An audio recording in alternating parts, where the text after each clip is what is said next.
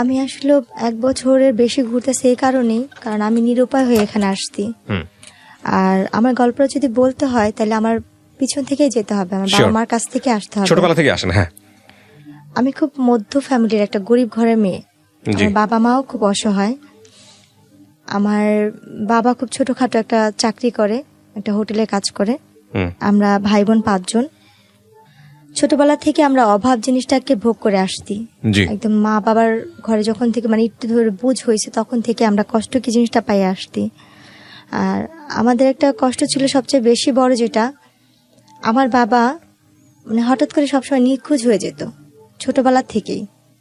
আমরা যতটুকু মনে পড়ে, আমার ছোট ভাইটা যখন একদম কোলে, খুব ছোট কোলে, কয়েক মাস হয়েছে, তখন এর কথাটা আমার মোটামুটি ভালোই মনে আছে। এর আগে থেকে নাকি আম্মুর সাথে আব্বু এরকম করতো। আম্মুর যখন বিয়ের 7 দিন বিয়ের বয়স, তখন থেকে আব্বু এরকম নিখোঁজ হয়ে যেত। এটা নাকি আব্বুর একটা রোগ ধরতে গেলেই ছিল, একটা অভ্যাস, মানে হঠাৎ করে নিখোঁজ হয়ে যেত ছোট থাকতে। আম্মুর বিয়ের 7 দিন থেকেই, কারণ তখনও যে আম্মু চলে যাবে, কারণ আম্মুর তো ঘরে সৎ মা ছিল, তার বাবা মানে মা নেই, বাবা যা মা বলতো তাই করতো।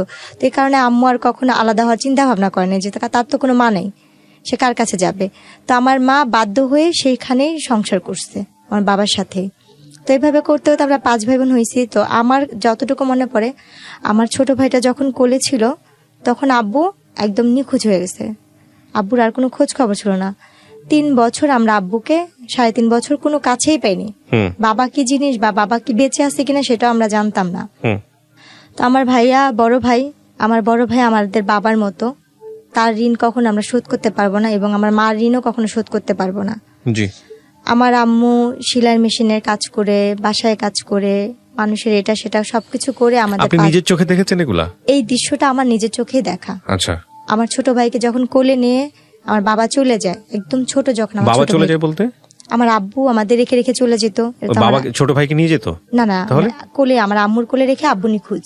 আচ্ছা, হঠাৎ নিখোঁজ হতো? আব্বুর এটা আগে থেকেই ছিল। আমার নিখোঁজ হলে যখন ফিরতো তখন জিজ্ঞেস করতে না কোথায় গিয়েছিল, কি অবস্থা? বলতো না। আচ্ছা, কিছুই বলতো না। মানে আমি আমার যতটুকু মনে থাকা থেকে বলতাছি, কিন্তু আব্বু তার আগে থেকে চলে যেত। আচ্ছা, তো কোনো কিছু জানতেনও না আপনারা যে কোথায় যাচ্ছে বা কি অবস্থা? বলতো না, মানে কিছু বললে সে চুপচাপ থাকতো। আর আমার দাদির কাছে শুনতাম যে আমার মানে এটা নাকি আগের দিনে মানুষ মানে, এখনকার বর্তমানে যুগে এটা আমরা কেউ মানিও না বা বিশ্বাসও করি না, জিন পড়ি না কি বলে, কিন্তু এটা ভুল। একটা মানুষ নিজে থেকেই সরে যায়, তার হয়তো অন্য কোনো সমস্যা ছিল। তো আমার আম্মু তখন থেকে আমাদের ছোট করে বানাতো। হঠাৎ করে 3.5 বছর পরে, তখন আমরা যে ভাই বোন ছিলাম, আমার আম্মু আমাকে কোনো বাসায় দিয়ে দিছে কাজ করার জন্য, আমার আরেক বোনকে কোনো বাসায় কাজ করার জন্য, এবং সেও কাজ করতেছে। কারণ এতগুলি মানুষকে আমার মার খাওয়ানোর মতো সামর্থ্য ছিল না। বা মামার বাসাও আমরা অনেক কষ্ট করে কাজ করে ভাত খাইছি। আমার মামা মামিও অনেক দেখছে। আমার মামা কিছুদিন আগে মারা গেছে। তো আমার ওই মামাও আমাদের অনেক করছে, অনেক দেখছে, এতটাই দেখছে যে বলার বাহিরে। তো যখন আমরা একটু বড় হয়েছি তখন আমরা আম্মুর সাথেই দেখা গেছে, আম্মু যেখানে কাজ করতেছে আম্মুর সাথে কাজ করতেছি। আম্মু রেডিমেড অর্ডারি ব্লাউজ, বাচ্চাদের রিমা, এগুলো সেলাই করতো ঘরে বসে মেশিনে। ওই আমরা আম্মুর সাথে সে কাজ করছি।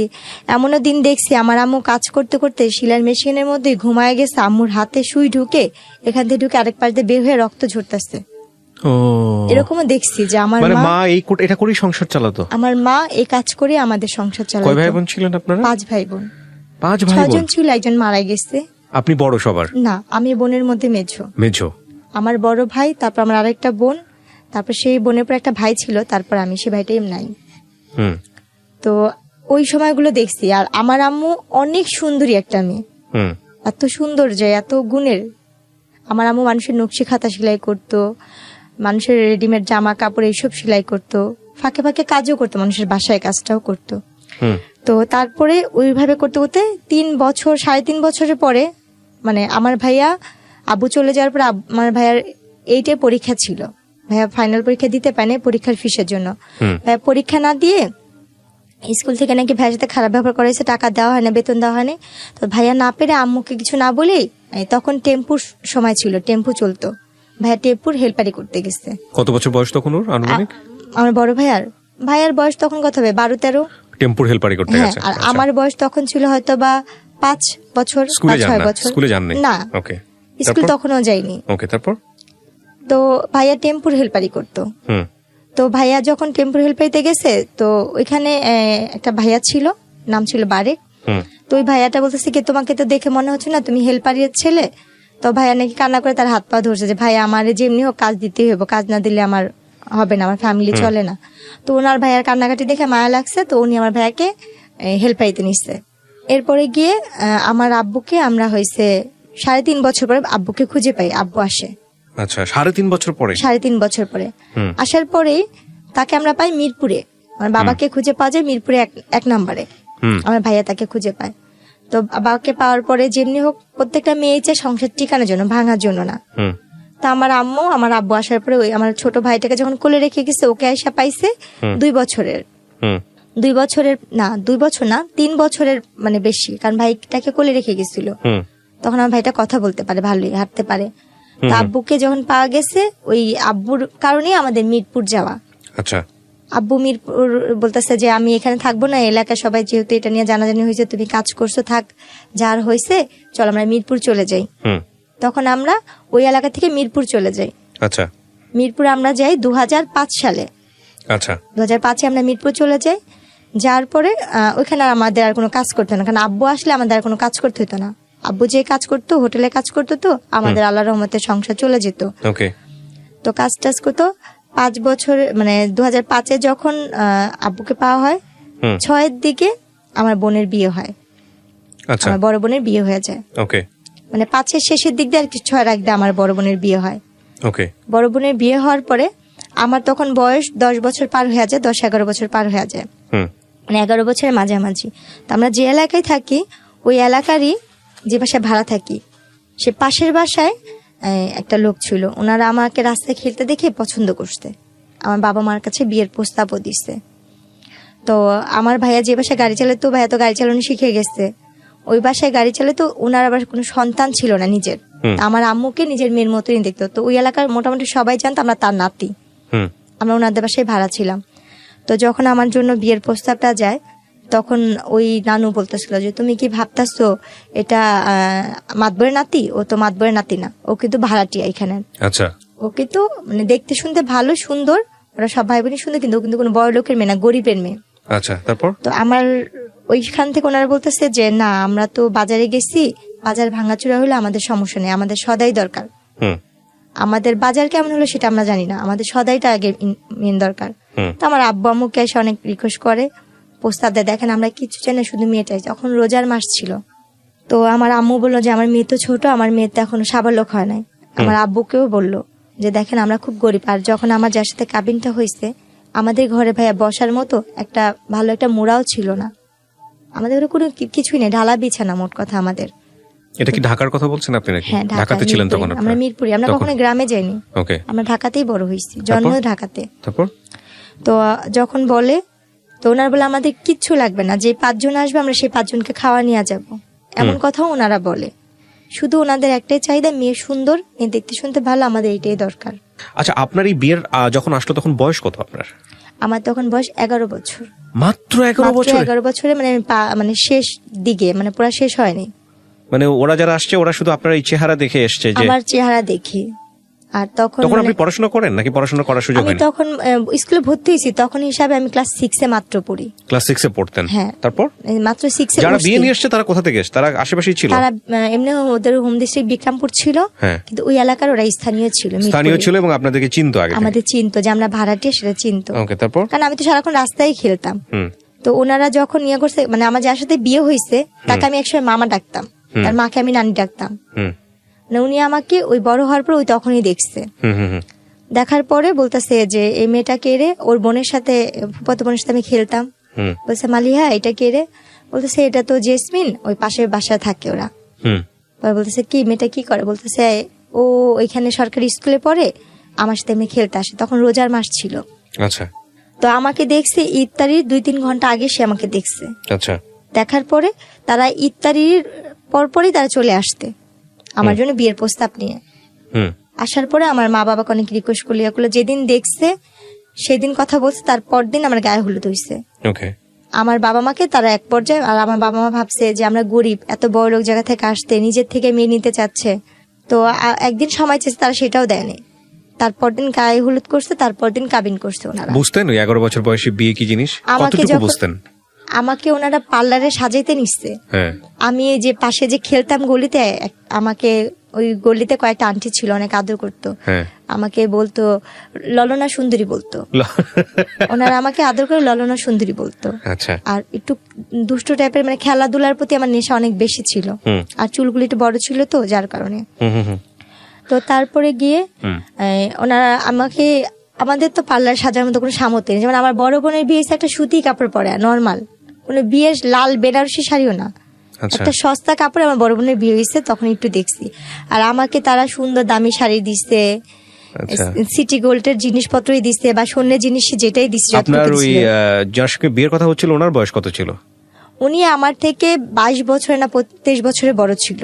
প্রথম বিয়ে ছিল আপনার? প্রথম যে কাবিনের বিয়েটা ছিল। 22 বছর 25 বছরের বড় আপনার থেকে। আর আপনার তখন 10-11 বছর বয়স? না, আমার 11 বছর শেষের দিকটা। 12 বছরে পড়তে যাচ্ছেন? হ্যাঁ, পড়তে যাচ্ছি। তো আপনাকে পার্লারে নিয়ে যাচ্ছে সাজানোর জন্য? ওনাদের নিজস্বই পার্লার আছে। ওনাদের নিজস্ব পার্লার ছিল? ওনাদের অনেকগুলো নিজস্ব মিরপুরে পার্লার ছিল। ও আচ্ছা আচ্ছা। তারপর? তো তারপরে যখন ওনারা পার্লার সাজে, আমি তো কখনো পার্লারে সাজি নেই। আমার জন্য এটা পুতুলের মতো সাজ। আমি হলুদের দিনও ওনারা সাজাইছে, আমি সেটা তো অনেক খুশি ছিলাম, ফুল টুল দিয়ে। আমার বিয়ের মিষ্টি আমি নিজেই চেয়ে চেয়ে খাচ্ছি। তারপর যেদিন আমার কাবিন হয়, সেদিন আমি পাশের বাসা আন্টিকে যা বলছি, পুতুল আন্টি দেখেন আমি আজকে আরো সুন্দর ললনা সুন্দরী হয়ে আসছি, দেখেন আমাকে কত সুন্দর লাগতেছে।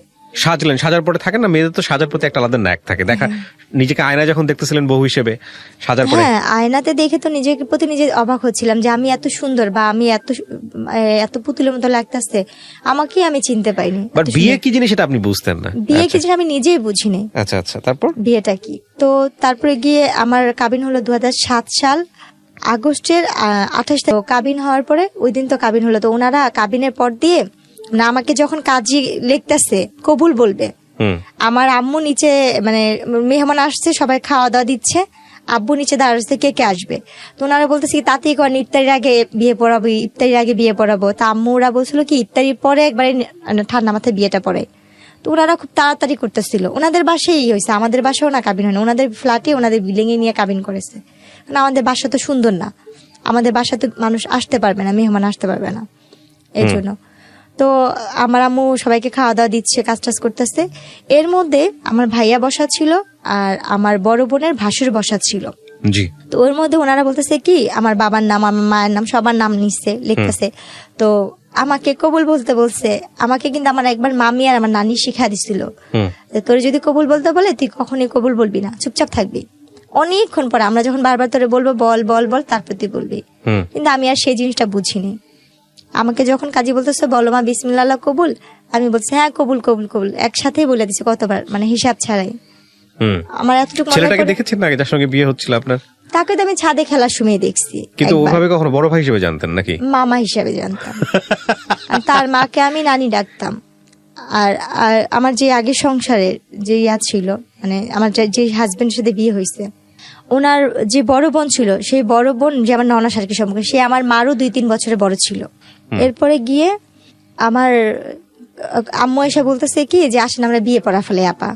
আমার ফুপুসা সেই নাম ধরে বলতেছে যে আসেন আমরা বিয়ে পড়া ফেলে। তো আমার ফুপুসা বলছে আল্লাহ বিয়ে তো হয়ে গেছে। আমি কান্না করতেছি, না না আমার তো বিয়ে হয় না, আমার তো বিয়ে হয় না, আমার বিয়ে করাইবা না। আমার ভিতর ধারণা ছিল যেমন টিভিতে নাটক বা ছবি দেখতাম যে হিন্দুরা ঘুরে যে এই আগুন রেখা, ওইভাবেই বিয়ে। আমার চিন্তা ধারণা ওইভাবে মানুষের বিয়ে হয়। বাবা বিয়ে কি জিনিসটা আমি অতটা বুঝিনি, ওইটা টিভিতে দেখে বিয়ে, ওইটাই বিয়ে। না আমার তো বিয়েই হয় না, আমার বিয়ে দেয়নি। কবুল কবুল বলার পরে হ্যাঁ আমার কিন্তু বিয়ে হয়েছে 1 ঘন্টা হয়ে গেছে। পরে ওনারা বলতেছে কি এই যে ছবি তুলছি, দেখো দেখো ক্যামেরা দিয়ে ছবি তুলছি। তো আমার যার সাথে বিয়ে হয়েছে তার একটা ফোন ছিল, কলমালা ফোন, টাচ ফোন বড়। তো ওই ফোনে উনি ভিডিও করছে, ছবিগুলো দেখাইতেছে। আমি টাকা থেকে হাসতেছি, কিন্তু উনি যে আমার স্বামী বা উনি যে কি, আমি তখন তাকে মামা আমাকে ডাকতেছি। আমার সাথে ওনার সাথে যে বিয়ে হয়েছে, তারপরে আমি বুঝতেছি না যে উনি আমার স্বামী। বলছে মামা এইটা এটা এটা আমার বিয়ের ইয়া। তো উনি বলছে কি মামা বললো না, তুমি আমাকে তুমি করে বলো, আমি তোমার হাজবেন্ড। ওকে। তখন আমি মানে একটু চুপ হয়ে গেছিলাম। এরপরে গিয়ে ওনারা আর কি আমাকে বলতেছে, আমার আম্মাকে, আম্মু বলতেছে তাহলে আমরা ওরে নিয়ে যাই। বলছে না দেখেন যেহেতু কাবিন হয়েছে, ছেলে মেয়ে একটু একসাথেই থাকুক। আম্মু বলছে না আপনারা তো বলছিলেন যে মেয়ে সাবলক না হওয়া পর্যন্ত আপনারা ছেলে মেয়েকে এক জায়গায় করবেন না। হুম বলছে ও তো আগে মামা ডাকতো, ওর তো একটু ফ্রি হওয়ার দরকার আছে, হুম একটু থাকুক, কথা টথা বলুক, রাত্রে আমাদের সাথেই থাকুক, হুম তারপরে আমি তারপর দিন নিয়ে দিয়ে আসবো নি। হুম পরে আম্মু আব্বু মানে চুপচাপ থেকে পরে আমার নানি বলতেছে কি যে না ঠিকই আছে, রেখেই যা, আচ্ছা কারণ থাকার দরকার আছে, বোঝার দরকার আছে যে ও এখন আরেক বাড়ির বউ, তো এই কাজটা। তো আমার শ্বশুর বাড়িটা ছিল রাস্তার এই পারে ছিল আমার শ্বশুর বাড়ি, এক গলির পরে আর কি আমাদের বাসা। হুম মানে আবার চাইলে ভিতর দিয়ে আরেকটা গলি আসতে যাওয়া যেত, বলা যায় এই পারের ওই পার। হুম এরপরে গিয়ে রাতে যে কাহিনীটা, ওনারা অনেক সুন্দর করে ফুল টুল দিয়ে ঘর সাজাইছে, রুম সাজাইছে, আমাকে নিচ্ছে, আমি নিজের ঘরে নিজে ফুল টুল নিয়ে টেটুটে নিয়ে খেলতেছি, হুম আমি নিজেই ওইটা যে আমার ঘর। তো ওনাকে দেখে আমি খুব ভয় পাইতাম, আমি বিয়ের আগের থেকে ওই মামাকে দেখলে ভয় পাইতাম, হুম কারণ সে তো পলিটিক্স করতো, রাজনৈতিক করতো, ওকে তাকে আমি খুব ভয় পাইতাম। তার চোখ অল টাইম লাল থাকতো, আর খুব ফর্সা মানুষ তো, আচ্ছা লম্বা। আমি লাল কেন থাকতো এটা বুঝতেন না? না, আমি ওটা কখনোই বুঝতাম না। আচ্ছা তারপর? ওনাকে যখন ওই রুমে দেখছি না, আমি ভয় চুপচাপ হয়ে গেছি। উনি না গুন্ডা, ওনাকে না সবাই ভয় পায়, এলাকার সবাই হুম ওনাকে নাম ধরে যেটা বলে। হুম উনি এই ঘরে কেন, উনি কি আমার সত্যি তেল স্বামী? উনি তো তখন বলে উনি আমার হাজবেন্ড। তো ওই জিনিসটা আমার ভিতরে ভয় কাজ করছে।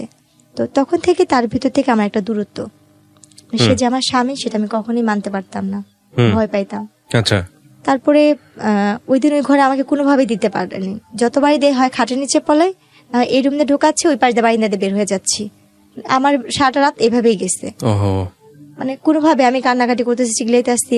পরে আমার যে ফুপু শাশু ছিল উনি বলতেছে ঠিক আছে থাক, ও আমার সাথে ঘুমাক, আমি পরে তোকে ডাক ইয়ে করে দিব নি। হুম রাতে তো খাওয়া দাওয়া করলাম ওনাদের সাথে সবাই একসাথে, হুম খাওয়াটার পরে ছবি তুললো, আমাকে জোর করে উনি নিয়ে নেওয়া ছবি তুললো, হুম আমার হাজবেন্ডের সাথে ছবি তুললো। হুম পরে এক পর্যায়ে যেহেতু কেউ নাই আমার বাবা মা এখানে, হুম। আর যেহেতু আমার বিয়ে হয়ে গেছে এটা আমাকে বুঝতেই হচ্ছে, শ্বশুর বাড়িতে চলে গেছেন? হ্যাঁ। হুম। তখন ছবি তুললো, ছবি তুলছি, ওনাদের সাথে আছি, কিন্তু ওনার সাথে আমি ওরকম ভাবে কথা বলছি না। উনি আমার শরীরে হাত রেখে ছবি তুলছে, আমি তারপর ভয় পাচ্ছি, হুম শুধু ভয়ে ওখানে ছবি তোলা। এরপরে গিয়ে সকাল মানে রাতে যখন আমার ফুপুর সাথে শাশুর সাথে ঘুমাইলাম, হুম মাঝরাতে তখন 4টা বা 3:30 বাজছে, হঠাৎ করে ঘুম ভাঙছে, দেখি যে না উনি ওই রুমে আমাদের সাথে একসাথে শুয়ে আসছে। আচ্ছা তো যাক, তখন ওই মুহূর্তে তখন দিয়ে উঠে বসে বসে কান্না করতেছি যে আমি মনে হয় আর বাবা মার কাছে যেতে পারবো না। হুম এত বড় লোক বাড়ি, এত সুন্দর ঘর বাড়ি, কিন্তু কোনোটাই আমার ভালো লাগতেছে না, আমার নিজের মতো মনে হচ্ছে না। হুম যতটা আমার ভাঙা ঘর বা খুব ছোট মাটির বাচ্চা যেসব বিছানা, অনুভূতিগুলো আসে, রাইট? হ্যাঁ, আমার ফ্যামিলিটাই আমার কাছে বেস্ট। হুম তো আমি ভাবতেছি কখন সকাল হবে, কখন আমি বাসায় যাব, হুম কারণ আমি এই বাসা তো চিনি আর আমাদের বাসাও চিনি। ওকে এভাবে করতে যখন সকালে ফজরে আজান দিল, আমি বসে রয়েছি। একবার লুকায়, ওনারা সবাই ঘুমে, কেউ জানেই না, আমি দৌড় দিয়ে যা দেখে আসছি, ওনার বাসা ছিল 3তলা, তো ওনার 3তলা থাকতো, দৌড়া যা দেখছি কেচিকেট খুলছে কিনা, দেখছি না কেচিকেট খুলে নেই অত ভোরে, আবার দৌড়া চলে আসছি, এসে খাটের নিচে লুকায় আসছি, হুম বসে আসছি। এরপরে যখন সকালবেলা 6টা বাজে, আমি তখন ওই মুহূর্তে বাসা থেকে চলে আমাদের বাসায় চলে যাই, হুম গেট খুলে আমি আমাদের বাসায় চলে গেছি। আমি আমাদের বাসা যা ঘুমা, আম্মু বলতেছে তুমি এত সকালে, আমি বলছি, ওনারা আমার পাঠা দিছে, হুম ওনারা বলছে তুমি বাসা যাওয়া, আচ্ছা আমি এই জন্য বাসায় এসে পড়ছি। ওকে তা আম্মু ভাবছে যে ওরা যখন সত্যি বলছে, তো আমি বাসায় যে ঘুমায় রয়েছি। হুম। এদিক দিয়ে ওনারা খুঁজতে আসছে বাসায়, আর আমাদের তো ফোন নাই যে আমাদের বাসায় ফোন দিবে, মোবাইল টোবাইল কিছুই নেই যে ফোন দিবে। হুম তো ওনারা খুঁজতেছে, অনেকক্ষণ পর ওনাদের বাসায় কাজের মেয়েকে পাঠাইছে, জি পাঠায় যায় বলতে জেসমিন কি বাসায় গেছে, বলে কি হ্যাঁ ও তো কোন সকালে এসে ঘুমায় রয়েছে, আপনার Okay. ওরা নাকি পাঠা দিচ্ছে ওর ফুপু শাশুড়ি। ওকে বলছে দেখছেন, আরে সবাই ম্যাডামরা খুঁজতেছে, ওরে কেউ পাইতেছে না। ওরা আম্মু মারে বকা দিল, 2টা থাপ্পড় দিল, যে তুমি এখন বড় হয়েছো, তোমার বিয়ে হয়েছে, তুমি তো যখন তখন জেলে আসতে পারবে না, আসলে কে তোমাকে নিয়ে ওনারা সংসার করবে, তুমি তো মেয়ে মানুষ, তোমার কপাল দোষে এখানে বিয়ে হয়েছে, ভালো জায়গায় বিয়ে হয়েছে। হুম হুম হুম আম্মু বোঝাইলো, আম্মুর মতো করে আম্মু বুঝাইলো যে এখন ওইটাই তোমার আসল বাড়ি, ওখানে সুখ হোক দুঃখ হোক তোমার এখানে ভাগযোগ করে থাকতে হবে, হুম আর তোমার কপাল ভালো যে তুমি এমন ফ্যামিলির একটা বউ হইছো। এইগুলো যেটা বোঝায় আর কি হ্যাঁ, অভিভাবকরা। বুঝায়। হ্যাঁ বেশি দিন তো না, তুমি কয়দিন থাকো, তোমাকে বড় উঠা দেওয়া যখন হবে তখন হুম এই কয়দিন ওইখানে যা থাকো, পরে আবার আম্মু নিয়ে দিয়ে আসতে। ওনারা সেদিন ওনাদের বাসায় অনেক মানে পার্টির আয়োজন করতে, লোকজন আসতে, বউ দেখছে, হুম সবাই বলতেছে না বউ অনেক সুন্দর হয়েছে, সবাই নাম ধরে ধরে বলতেছে ওর বউটা অনেক সুন্দর, ভালো হয়েছে, হুম কিন্তু অনেক ছোট, বয়স ছোট। বলছে হ্যাঁ ঠিক হয়ে 6 এ যাবে। পড়তেন তখন আপনি? হ্যাঁ। এরপরে যেটা হয়েছে, আমাকে আমার বাবার বাসায় দিয়ে গেছে, 3-4 মাস পরে ওনারা ঘুরতে যাবে, ওনার সাথে ঘুরতে যাওয়া অবস্থায় যখন ঘুরতে গেছি, আমার অলরেডি তখন বাচ্চা কনসেপ্ট করতে, আচ্ছা যেটা আমি বুঝতে পারিনি যে আমার গর্ভে বাচ্চা। হুম তো আমার যখন বিয়েটা হয়েছে, আমার ফুপু শাশুড়ি, আমার চাচা শ্বশুর এরা জানতো, হুম কিন্তু এরা আবার কি করছে, আমরা গরিব বলে ছেলের মা বাবা, মানে বাবা তো নেই, মা মানবে না বিধায় আমার বড় ভাসুর, আমার ফুপু শাশুড়ি, আমার চাচি শাশুড়ি আমার শাশুড়িকে জানায় নাই বিয়ের কথাটা। আমার শাশুড়ি নাকি জানতো না আমার বিয়ের কথাটা, আচ্ছা কারণ সে তো গরিবের মেয়ে নিবে না। ও কিন্তু আমার যে বড় ভাসুর সে খুব ভালো ছিল।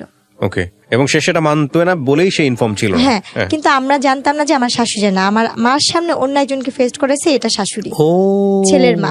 ভয়ঙ্কর তম কাজ। তো তখন আর কি, যখন আমার বাবু পেটে আসতে, আমার বাচ্চা নাকি 2-3 মাস মানে বাচ্চা পেটে, আমি তো বুঝি না একটা মেয়ে অসুস্থ হলে যে জিনিস সেটাও তো আমি বুঝতাম না।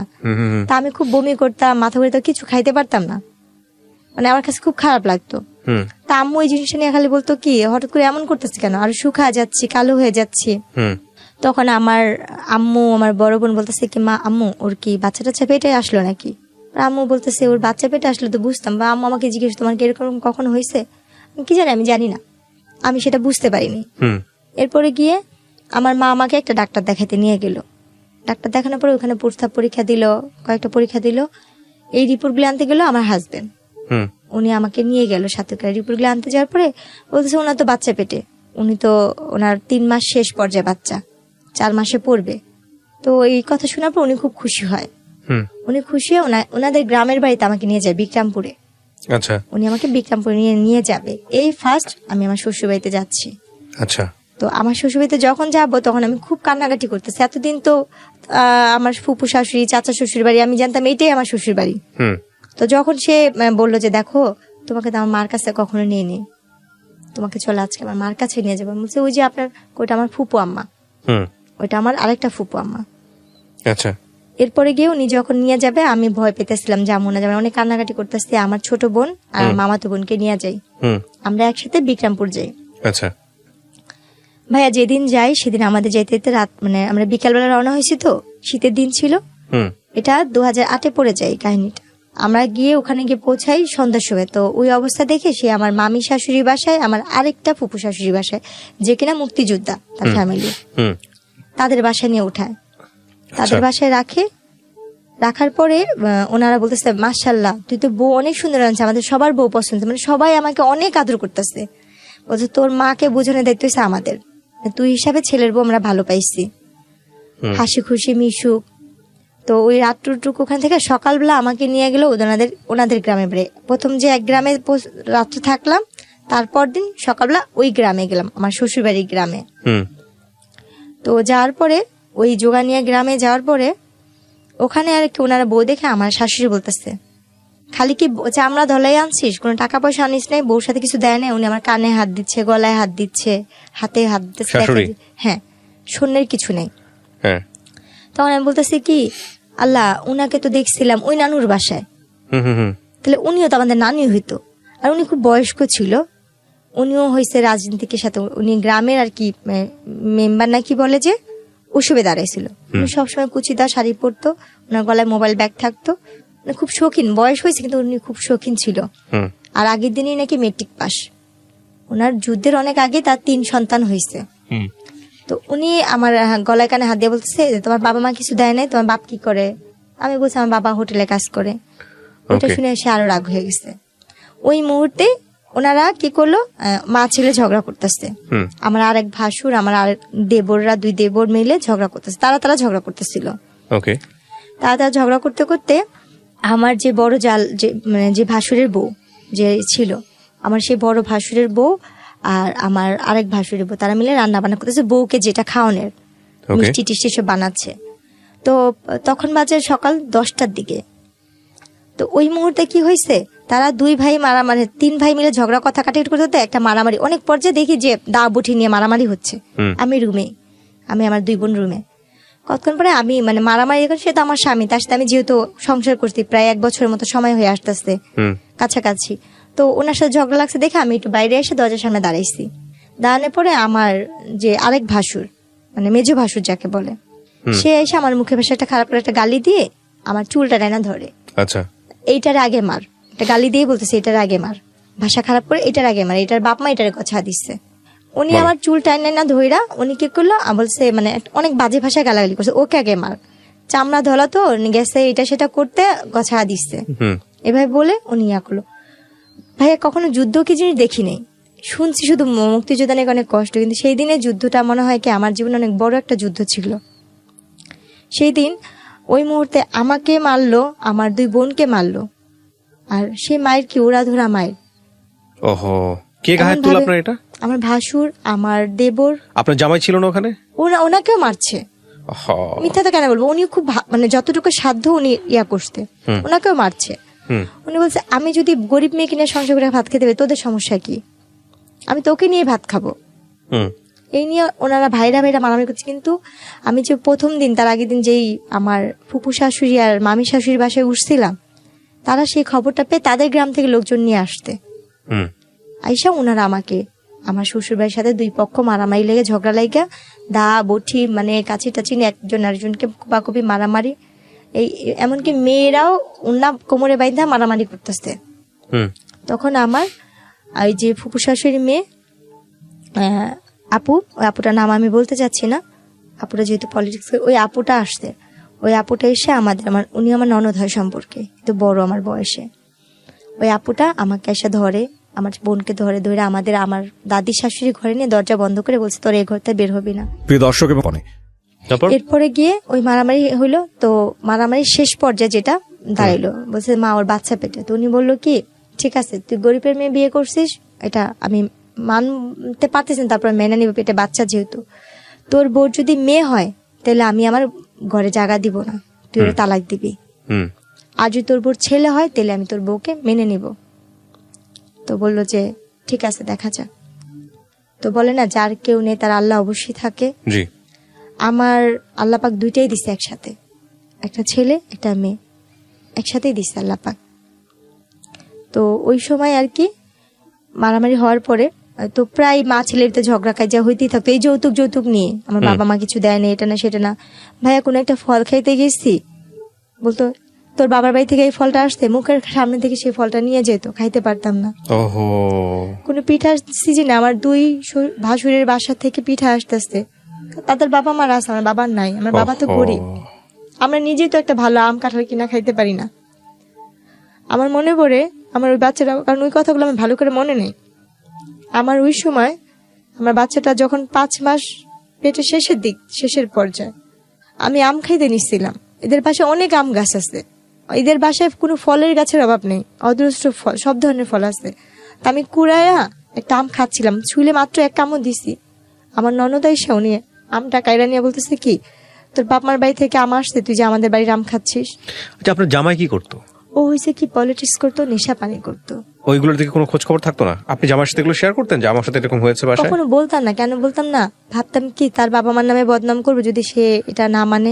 আচ্ছা, ভাই বোনের নামে বদনাম করবো যদি সে না মানে। আমি তো গরিবের মেয়ে, ভাগ্য দোষে আমি এরকম বাড়ির বউ হয়েছি। এরপরে ওই আম কাঁঠাল নিয়ে তাই একদিন আমার মাকে আমি ফোন দিয়ে বলি কি আম্মু তোমরা নিজেরা খাও বা না খাও, আমার যদি পারো একটু আম কিনা পাঠাও, একটু কাঁঠাল কিনা পাঠাও, কোনো ফলের দিন আমাকে একটু ফল পাঠাও, বা কোনো পিঠার দিন আমার একটু পিঠা পাঠাও। তা আম্মু চিল্লা পাল্লা করতো, তোরে যদি দিই আমার তার একটা মেয়ে আছে, কারণ সে তো কষ্ট করে, মানে দুজনকে দিতে হবে, দুজনকে দিতে হবে, সেটা তো সামর্থ্য নাই। এখন আম্মু আমাকে বকতো যে দিলেই তো লাইটে আসবে, কোত্থেকে দিব, সেই কথা বলতো। দেই না দেই নেই, এরকম হয় শ্বশুর বাড়িতে 2-1 কথা হয়, বলে সহ্য করে থাকতে হয়, মেয়ে মানুষ না তুই, এই কথা বলতো। তো সেখানে আমি বলার জায়গা পাইতাম না। আর আম্মু যখন যে মারামারিটা হয়েছে তখন আম্মু বলতে কি বাচ্চাটা ফালা দে, তোর আমরা নিয়ে আসা পড়ি ছাড়াছাড়ি। তো বলতাম কি আম্মু মেয়েদের জীবনে কয়বার বিয়ে হয়, তুমি না এত কষ্ট করে আমাদের বড় করছো, তাহলে আমি এখান থেকে যদি যাই মানুষ তো খারাপ বলবো। আমি ভাইয়া যতটুকু সাধ্য ছিল আমি যথেষ্ট পরিমাণে ওই ফ্যামিলিতে থাকার জন্য অনেক চেষ্টা করছি ভাইয়া। তারপরে গিয়ে ওই ফলের যাওয়ার পর ওরা তো দিনে আলু লাগাইতো অনেক, তো আলু লাগানোর জন্য যে মানে কাজ করার লোক আসতো, গ্রাম দেশে বদলি বলে, অনেকগুলো করে ভাত রান্না করতে হতো। আমি তো কখনো লাড়কিতে রান্না করিনি, তো লাড়কিতে রান্না করতাম, ধানের দিনে ধান নিতাম, আলুর দিনে আলু কাটতাম, পাটের দিনে পাট নিতাম, যা আমি জীবনে কোনদিন চোখেও দেখিনি, সবকিছুই করতাম। তো একদিন ওই ভাতের মারগালতে যা মানে ভাতটা পড়ে গেছিল, আমার শাশুড়ি এসে আমার এই যে হাতটা পুড়া দিছে, এখানে জ্বলন্ত কয়লার লার্কি দিয়ে এখানে পুড়া দিচ্ছে, এখনো চিহ্ন কাছে এই জায়গাটা জ্বলন্ত কয়লার আগুনটা লাগা দিচ্ছে। আমি চিল্লান দিয়ে উঠছি। এরপর আমাকে কারেন্টের তার দিয়া আমাকে বাইরেছে। আমার পুরাটা পিঠ মনে হয় লাল লাল হয়েছে, মানে এত ইয়া হয়েছে। তখন আমার বাচ্চার 6 মাসের পেটে পড়ছে। ওই দৃশ্যটা না আমার হাজবেন্ডের কানে, ও তো ঢাকাতে থাকতো, আমি গ্রামে রেখে গেছি আমাকে। ওকে কে যেন ফোন দিয়া বলছে, ওকে ফোন দিয়ে বলার পরে ও সেই দিনে, ও তো এমনি বৃহস্পতিবার দিন যাইতো, শুক্রবার দিন মানে থাকতো, শনিবার দিন থেকে বিকালে চলে আসতো বা রোববার দিন চলে আসতো। ওই সময় আমাকে বলে কি ওই দিন হঠাৎ করে চলে আসতে, আয়সা বলতেছে যে তোমাকে নাকি আমার মামা আসতে বা আমার বোন নাকি বকা দিচ্ছে, এরকম বলতেছিল। আমি ওনাকে কিছুই বলতেছিলাম না, চুপচাপ হয়ে গেছি। মানে এই কাহিনীটা বলার আগে গ্রাম দেশে তো 6টা-7টা বাজেই সবাই মানে নিঝুম হয়ে যায় যার যার মতো। তো সেদিন আমাকে অনেক মারছে, তো আমি আমার সব কাজটা সেরে আমি আমার ঘরে, আমি যে ঘরটা থাকতাম সেটা একটা পুরানো তো লার্কির ঘর ছিল, কারণ আমার বাবার বাড়িতে কোনো ফার্নিচার দেয় না দেখা বা কোনো ক্যাশ টাকা দেওয়া হয়নি দেখে আমার ভাগ্যে ভালো কোনো ঘর জুটে নেই। যখন আমার স্বামী আসতো তখন আমার শাশুড়ির রুমের সাথে রুমটা আমাকে থাকতে দিত, আর যখন সে না থাকতো আমি ওই ঘরটাই থাকতাম, ওই ঘরটাই ঘুমাইতাম। তো পাটাতন ঘরে তো উনি গেছে, ওনার মার সাথে ভাত খাইছে, কথা বলতেছে, মা ও ভাত খাইবে না জেসমিনে, বলে কি ও খায়া চলে গেছে, তোর খা, তুই খা। আমার বাচ্চাটা ও কি কিছু করতো, কাজকর্ম কিছু করতো আপনার জামাই? এমনি শুনতাম যে প্রেসের কাজ করতো। তো ওইখানে ও বলার পরে ও রুমে গেছে, যা বলতেছে কি যে তুমি ভাত খাইছো? আমি বলছি না, আমি তো খাইনি, আমি আজকে সারাদিনেও খাইনি, কালকেও খাইনি। বলছি কেন? বলছে আমি এই অন্যায়গুলো করছি দেখা উনি তো আর দেয়নি। ও আমাকে ওই কথাগুলো জিজ্ঞেস করার পর আমি এই কথাগুলি বললাম। বলার পরে ও অনেক মন খারাপ করে বলতেছে কি, জেসমিন যা করছি যাই হোক, আমার দোষের কারণে তো এই অবস্থা, আমি তোমাকে ঢাকাতে নিয়ে যাবো, আমি ঢাকায় কাজ করে ভাত খাওয়াবো। ও আমাকে নিয়ে তারপর দিন ঢাকা চলে আসলো। আচ্ছা, ঢাকা চলে আসার পরে ঢাকা দুজনে মোটামুটি ভালোই ইয়ে করতেছিলাম। ও আমাকে ওই যে বাসাটা নিয়েছে ওইখানে বাসা ভাড়া বেশি, আর ও পলিটিক্স ওইভাবে থাকতে পারতেছিলাম। তো ও বলে কি তুমি তোমাদের বাসায় থাকো, বাচ্চা হওয়ার পরে আমি তোমাকে নিয়ে আসবো নি। তারপর আমার বাবা মার কাছে এনে দিয়ে গেলো। দিয়ে যাওয়ার পরে 3 দিন পরে ও বলতেছে কি, শুনেন আমার আম্মা তো বলছে আপনার মেয়ের যদি ছেলে হয় তাহলে আমাদের বাড়িতে উঠাবো, আর যদি ছেলে না হয় তাহলে আপনার মেয়েকে আমি আর নিবো না, মেয়ে হলে আমি তালাকের কাগজ বাসায় পাঠা দিব। একে তো আমি বিয়ে করছি কিছুই পাই নাই, আমার অন্যান্য ভাইরা পাইছে, আর আপনার মেয়ের যদি মেয়ে, আমার 2 ভাইয়েরও মেয়ে, আপনার মেয়ের ঘরে যদি মেয়ে হয় তাহলে আমি এই বউ দিয়ে কি করবো। আচ্ছা, এটা কে বলেছে? আমার ওই হাজবেন্ড। এরপর সে আর কোনো খোঁজ খবর না। পরে একদিন আমার মা আর আমার খালা মিলে আমার শাশুড়িকে ফোন দিচ্ছে যে আপনার কি জেসমিনকে নেবেন না, ওর তো 7 মাস শেষের দিকে, বা আপনার কি দেখতে বলছে যে আমার ছেলে তো যা বলার বলেই দিচ্ছে। পরে আমার খালা বললো কি তাহলে আমার একটা কথা, আপনি কি জানেন, মানে আপনার ফ্যামিলির লোকজন কি জানে যে ছেলে মেয়ে হওয়ার ব্যাপারটা আসলে শুধুমাত্র সায়েন্টিফিক্যালি এটা নির্ভর করে হচ্ছে একটা ছেলের উপরে? আমার পুরো ফ্যামিলি তো মানে লেখাপড়া জানে না। এটা জানে না? আপনি জানতেন এটা? আমি যে বললাম আপনাকে, আপনি এটা জানতেন? আমি নিজেও জানতাম না। আজকে ফার্স্ট জানলেন? হ্যাঁ, আমি আজকে মানে জানছি। একটা সন্তান ছেলে হবে নাকি মেয়ে হবে এই ক্ষমতাটা আল্লাহ শরীরবৃত্তীয় ভাবে একটা ছেলের মধ্যে রেখেছেন, এবং এটাতে একটা মেয়ের কোনো হাত নাই। হ্যাঁ, এবং এটা ক্রোমোজোমের ব্যাপার স্যাপার থাকে, আমি বৈজ্ঞানিকভাবে আপনাকে ব্যাখ্যা করবো না, কিন্তু এখানে মেয়ের কোনো হাত নাই। এটা আপনাকে এই কারণেই বলতেছি যে বাংলাদেশের অনেক অনেক মেয়ের ভাগ্য এই জিনিসটার উপর নির্ধারিত হয়, এবং মনে করা হয় যে ছেলে হবে না মেয়ে হবে এটা তারই দোষ। যদিও সমাজ অনেকখানি পরিবর্তন হয়েছে, এখন আর আমি জানি না এত পিছায় আছে কিনা মানুষ, কিন্তু এটা কি আপনি জানতেন? আজ পর্যন্ত আপনি জানতেন না? জানি না। আচ্ছা, তারপরে কি হলো? এরপরে গিয়ে সে আর আমাকে নিতে আসতো, তখন আমি শুধু কান্না করতাম আর ভাবতাম যে আল্লাহ কেন এরকম করলো, বা আমার বাবা মা এত টাকা পয়সা কোথায় পাবে। ডাক্তার বলছে যে মেয়ের বয়স কম, সিজার করতে হবে, বাচ্চা একসাথে 2 বাচ্চা একসাথে পেটে সিজার করতে হবে, এরকম ভাবে মানে ইয়া করতেছে। আচ্ছা, তখন আর কি আমার বাবা মা কি করবে, তারাও খুব টেনশন করতো। আম্মু বলতে আল্লাহ ভরসা, আমি শুধু ভাই কান্না করতাম, কারণ কান্না করেছে আমার আর কিছু করার নেই। কিন্তু আমি তাকে কখনো মানে আমার হাজবেন্ডকে লাগবে বা তাকে আমার দরকারি ওরকম ভাবে তখন আমি ট্রাই করি, মানে স্বামী কি জিনিসটা আমার ভিতরে তখনও কোনো কিছু কাজ করেনি। আচ্ছা, আমার ভিতরে ওই জিনিসটা মাথাতে খেলতো, সে যদি নাও আসতো আমার কোনো কিছু যায় আসে না, তার ভিতরে আমার কোনো মায়া বা ভালোবাসা কোনো কিছুই সৃষ্টি হয়নি। এরপর হয়েছে গিয়া আমার বাচ্চাটা মানে মারামারিতে হইলো, আমরা যখন বাচ্চা হবে আমার অলরেডি বাচ্চা হওয়ার সময় হয়েছে, 2010-এর দিকে আমার বাচ্চা হলো এবং নর্মালি ডেলিভারি হলো বাচ্চাগুলো। বাচ্চাগুলো মানে 10-এর বাচ্চাগুলো মানে টুইন ছিল? হ্যাঁ। ও আচ্ছা। মার্চের 26 তারিখে হয়েছে। দুটোই মেয়ে? না, ছেলে। ছেলে এক মেয়ে। এক ছেলে এক মেয়ে, মাশাআল্লাহ। হ্যাঁ, তারপর? এবং নর্মালি ডেলিভারি হয়েছে আল্লাহর রহমতে। তখন ওই কথা শুনে ওনারা আসতে, ও আমার হাজবেন্ড আসতে, আমার হাজবেন্ডের বড় ভাইটি সবাই আসতে, দেখলো খুব খুশি বাচ্চাদের নিয়ে গেল, কিন্তু মেয়েটাকে ওরকম বেশি একটা আদর করে নাই। আচ্ছা। ছেলেটাকে নিয়ে সবাই খুশি ছিল। আচ্ছা আচ্ছা। এরপরে গিয়ে ওনারা আর কি ভালোই দিন কাটতেছিল মোটামুটি আল্লাহর রহমতে। ঝগড়া কাজে আসে, মানে মারধর আসে। উনি তো নেশা করতো, নেশা করে আসতো, প্রায় বলতো যে তোকে বিয়ে করে কিছু পাইনি মাতাল অবস্থায়, তোরে বিয়ে করে যৌতুক পাইলাম না, তো তোকে দিয়ে আমি ইয়ে করবো, এখন তো আমার বাচ্চা হয়েছে, আমার ছেলে হয়েছে, আমার তার তোকে আর দরকার নেই, আমার মেয়ের অভাব নেই, এরকম বলতো। এমনকি উনি ঘরে অনেক মেয়েদের নিয়ে আসা, যেরকম স্বামী স্ত্রী থাকে ওরকম সে থাকতো। আচ্ছা, আপনার সামনে? হ্যাঁ, এইভাবে সে ব্যাপারগুলো করতো। তো সত্যি কথা বলতে কি, আমার না ওই মানুষটার প্রতি কখনোই ভালোবাসা কি জিনিস আসেই নেই। কারণ আপনি বোঝেনি তো, নাই বোঝার বয়স ছিল না বিষয়টা। বোঝার বয়স নেই, কেন জানি তাকে তো আমি ভয়ই পাই, তাকে তো কোনো ভালোবাসার মানুষ হিসেবে দেখিনি বা স্বামী হিসেবে দেখিনি। 2টা বাচ্চা হয়েছে, তাও মনে হয় হাতে গোনা কয়েকদিন স্বামীকে পাইছি।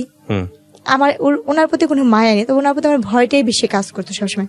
আল্লাহ কখন যেন এসে আমাকে মারবে, কখন যেন উনি মাতাল হয়ে আমাকে মারবে, এই চিন্তাগুলো ছিল। আর ওনার সাথে যেটা, উনি হয়তো মানসিকভাবে সাইকো টাইপেরই ছিল, যেটা মানুষ বলে। আমি আমার হাজবেন্ডের সাথে কোথাও যাচ্ছি, কেউ যদি বলতে চাই তোর বউটা তো অনেক সুন্দর, উনি তাকে কিছু না বলে সে আমাকে ওরা ধরা মারতো। আর মার কি, যে মারগুলো সহ্য করার মতো না, যে মারগুলি আমার আজও ঘুমাইলে চোখ বন্ধ করলে আমি চোখের সামনে ঝাপসা ঝাপসা ভাসে। হাতটাকে এভাবে পিছে বাঁধতো, মুখে কাপড় দিয়ে তার পাতালুতে মারতো। যেটা আমি বাইরে কেউ কিছু বলছে উনি আমাকে সে মারতো। কিন্তু যখন আমার বাবুগুলো বয়স আস্তে আস্তে বাড়তে থাকলো, 6-7 মাস বয়স হইতে থাকলো বাচ্চাগুলোর, তখন থেকে তার অত্যাচার আরো বেশি বেড়ে যেতেছিল। প্রতিনিয়ত তার অত্যাচার বাড়তেছিল, কারণ তার ছেলের প্রতি তার ভালোবাসা ছিল বেশি, মেয়ের প্রতি না। এভাবে প্রায় এমন করে তার প্রায় মা বাবার কাছে, আমি বেশিরভাগই বাবা মার বাড়িতে দিন কাটেছি। বড় লোক দেখা বিয়ে দিছে, কিন্তু বাবা মার বাড়িতে আমি পড়ে আসছি। বড় লোক শুধু নামেই ছিল, কাজে না। ওই আস্তে আস্তে ওই ব্যবসার কাজটা আমার দিকে আস্তে আস্তে পড়তেছিল। কারণ আমার ছোট থাকতে তখন আমি অনেক হ্যাংলা পাতলা চিকনা টাইপের ছিলাম। বাবু হওয়ার পর আস্তে আস্তে আমার গ্রোথ ভালো হচ্ছে, আমি দেখতে আরো বেশি হচ্ছি। এখন তো আমি কিছুই নেই, তখন দেখতে আমি আসলেই অনেক সুন্দর হচ্ছিলাম। তো যখন কাজ কাম করতাম, রান্না বান্না করতাম, বাসায় বিভিন্ন টাইপের লোকজন আসতো। তার দলের লোক আসতো, তার দলের লোকের বাইরের লোক আসতো, তার ফুপুর গেস্ট আসতো। আস্তে আস্তে এক একজন আমার কথা বলতো ওদের কাছে। তো তখন ও এই জিনিসগুলো আমাকে আমার মাথায় ঢুকাইতো, তুমি এটা করো এটা করো। আমি বললাম না, আমি কেন যাব, কেন করব, ওই জিনিসগুলো নিয়ে আমাকে মারতো। আমি বলতাম কি, আপনি যদি আমাকে এই কথাগুলি বলেন আমি মানুষের কাছে বইলা দিব। তখন সে আমাকে আবার ওইভাবে হাত পা বাইধা পাতালুতে মারতো। আর ওই মারার অবস্থা ভাই মনে হতো কি, কেউ যদি একবার আমার হাতটা খুলে দিত, আমি নিজে তারে খুন করতাম। মানে এত রাগ উঠে যেত, এমন ভাবে মারতো যে মারগুলি মানে ভাষায় প্রকাশ করা যায় না। মানুষ নাকি রিমেন্টে অনেক মারধর করে, কিন্তু আমি জীবনের রিমেন্টের মায়ের অনেক খাই আইছি, অনেক রিমেন্টের মায়ের খাই আইছি, যে মায়েরগুলি আমি চোখ বন্ধ করলে আমার চোখের সামনে ভাসে, কাউকে বলতে পারি না। মনে হয় যে আস্তে আস্তে মানসিক রোগী আমি নিজেই হয়ে যেতেছি। উনি কি, ওনার থেকে বেশি এখন মেন্টালি টর্চারিং আমার হচ্ছে। বাপ মার কাছে যেমন, বাপ মা তো গরিব, বাপ মা কোথেকে আমরা সাহায্য করবো। আবার কিছু বলতে গেলে বলতে হুমকি দিত, আমার ভাইরে এটা করবো, ছোট ভাইরে ওই করবো, বড় ভাইরে ওই করবো। চিন্তা করতাম আমার লেগে আমার ভাইদের ক্ষতি হইব, আমরা তো নিজেরই গরিব। ওনার সবকিছু মানতাম, খালি পারতাম না নিজের দেহটারে বিলা দেওয়ার জন্য। যা বলতো তাই করতাম, যেটা বলতো সেটাই করতাম। আর স্বামীতে যে ভালোবাসা, তাকে আমি এটা কখনই আমার ভিতর থেকে কখনো আসেনি। তার জন্য মানুষ যেমন একটা মেয়েকে ভাড়া করে আনে, ব্যবহার করে, আমি ওনার কাছে সেরকমই মনে করতাম যে উনি যে মেয়েটাকে আজকে আনছে আমি তাদের ভিতরে একজন। এই জিনিসটা মনে করতাম সবসময়। তারপরে গিয়ে এই যে বাবা খাওয়াটা, উনি বাবা খাওয়া তুললো আস্তে আস্তে আস্তে আস্তে আমাদের সংসার ধ্বংসের পথে চলে যেতেছিল। তার ভাই বোন, তার আত্মীয় সবাই এক সাইডে হয়ে যেতেছে। শুধু তার সাথে তার 2 ভাই আর তার মা ছাড়া আর কেউ তার সাথে মিলতো না। কারণ তারা তো এই ধরনের ব্যবসা করতো, আর তারা একটা ফুফু ছিল, এই ধরনের কাজ করতো। প্রিয় দর্শক এবং শ্রোতা, আপনারা শুনছেন এবং দেখছেন জীবন গল্প। তারপর আমার যতটুকু লাস্টের দিকটা মনে পড়ে, আমার উপরে তো যে অত্যাচারগুলো গেছে তো গেছি, আমাকে গ্রামে আমি বলছি এরপর তো পুলিশ কেস হয়েছিল বংশাল থানার ভিতরে ওর নামে। ওর নামে। আচ্ছা। তবে যে বাসায় থাকতাম সে বাসায় আমাকে একবার অনেক মারতেছিল। ওই দিন মনে হয় আমাকে ছাদ থেকে ফালা দেওয়ার কোনো প্ল্যান করছিল। আচ্ছা। যে বিল্ডিং এ থাকতাম 7 তলায়, আচ্ছা। তখন পুরান ঢাকায় থাকি। তো ওইখানটা আমার যেটা মনে পড়ে, আমার অনেক মারতেছিল, এত মারতেছিল যে মানে ভাষা, আর মারতে মারতে টাইনা টাইনা আমার ছাদের কর্নারে নেওয়ার চেষ্টা করতেছিল। আমি কোনোভাবে যাব না, আমি দরজার সিট ইয়াটা ধরে রাখছি। আমি বলছি আপনি আমাকে একটা বারের জন্য মাফ করেন, আপনি যা বলবেন আমি তাই করব, আপনি যেইটা বলবেন আমি সব ধরনের কিছু করবো। আমি কাজের মেয়ে হয়ে থাকবো শুধু আমার বাচ্চাগুলোর জন্য, শুধু আমার সন্তানগুলোর জন্য আমি এই লোকটার সাথে থাকতে যেতাম। কারণ আমার নিজের প্রতি, নিজের দেহের প্রতি কোনো লোভ ছিল না, এই দুনিয়ার কোনো কিছুর প্রতি আমার লোভ নেই। আমার শুধু একটাই সব ছিল, আমি একটা ঘরের বউ হবো, একটা যৌথ পরিবারের বউ থাকবো, একটা সংসারী মেয়ে থাকবো। আমার একটা ঘর দরকার ছিল, স্বামী যেমনই হোক, আমি সেটা পাইনি। এরপর ওদিন মারার পরে না শুধু ওই বিল্ডিং এর মানুষজন আমাকে ধরে, তারপর আমি না পারি ওদিন কোনার প্রতি আমার ক্ষিপ্ত একটা ঘৃণা চলে আসছিল যে আমি ওনার অত্যাচার আর সহ্য করবো না, আমি ওনার প্রতি নিজে যে মামলা করবো, কেস করবো। আমি আমার বাচ্চাটাকে দুইটারে কোলে নিয়ে আমি নাইমা চলে আসতি, পলাই চলে আসি ধরতে গেলে, যে আমি বংশাল থানায় যাই ইয়া করে। ওনারা আমার মায়ের চিনুক দিয়ে মাথা ফাটা ছিল, শরীরের এখানে সেখানে মায়ের চিনুক দেখা, ওনারা সাথে সাথে আমাকে ইয়া করতে কেস নিয়ে নিচ্ছে। মানে আপনি মামলা করলেন কত সালে? ওইটা 10-এর দিকে, 2010-এর দিকে। তারপর ওনারা নেওয়ার পরে নারী নির্যাতন মামলা।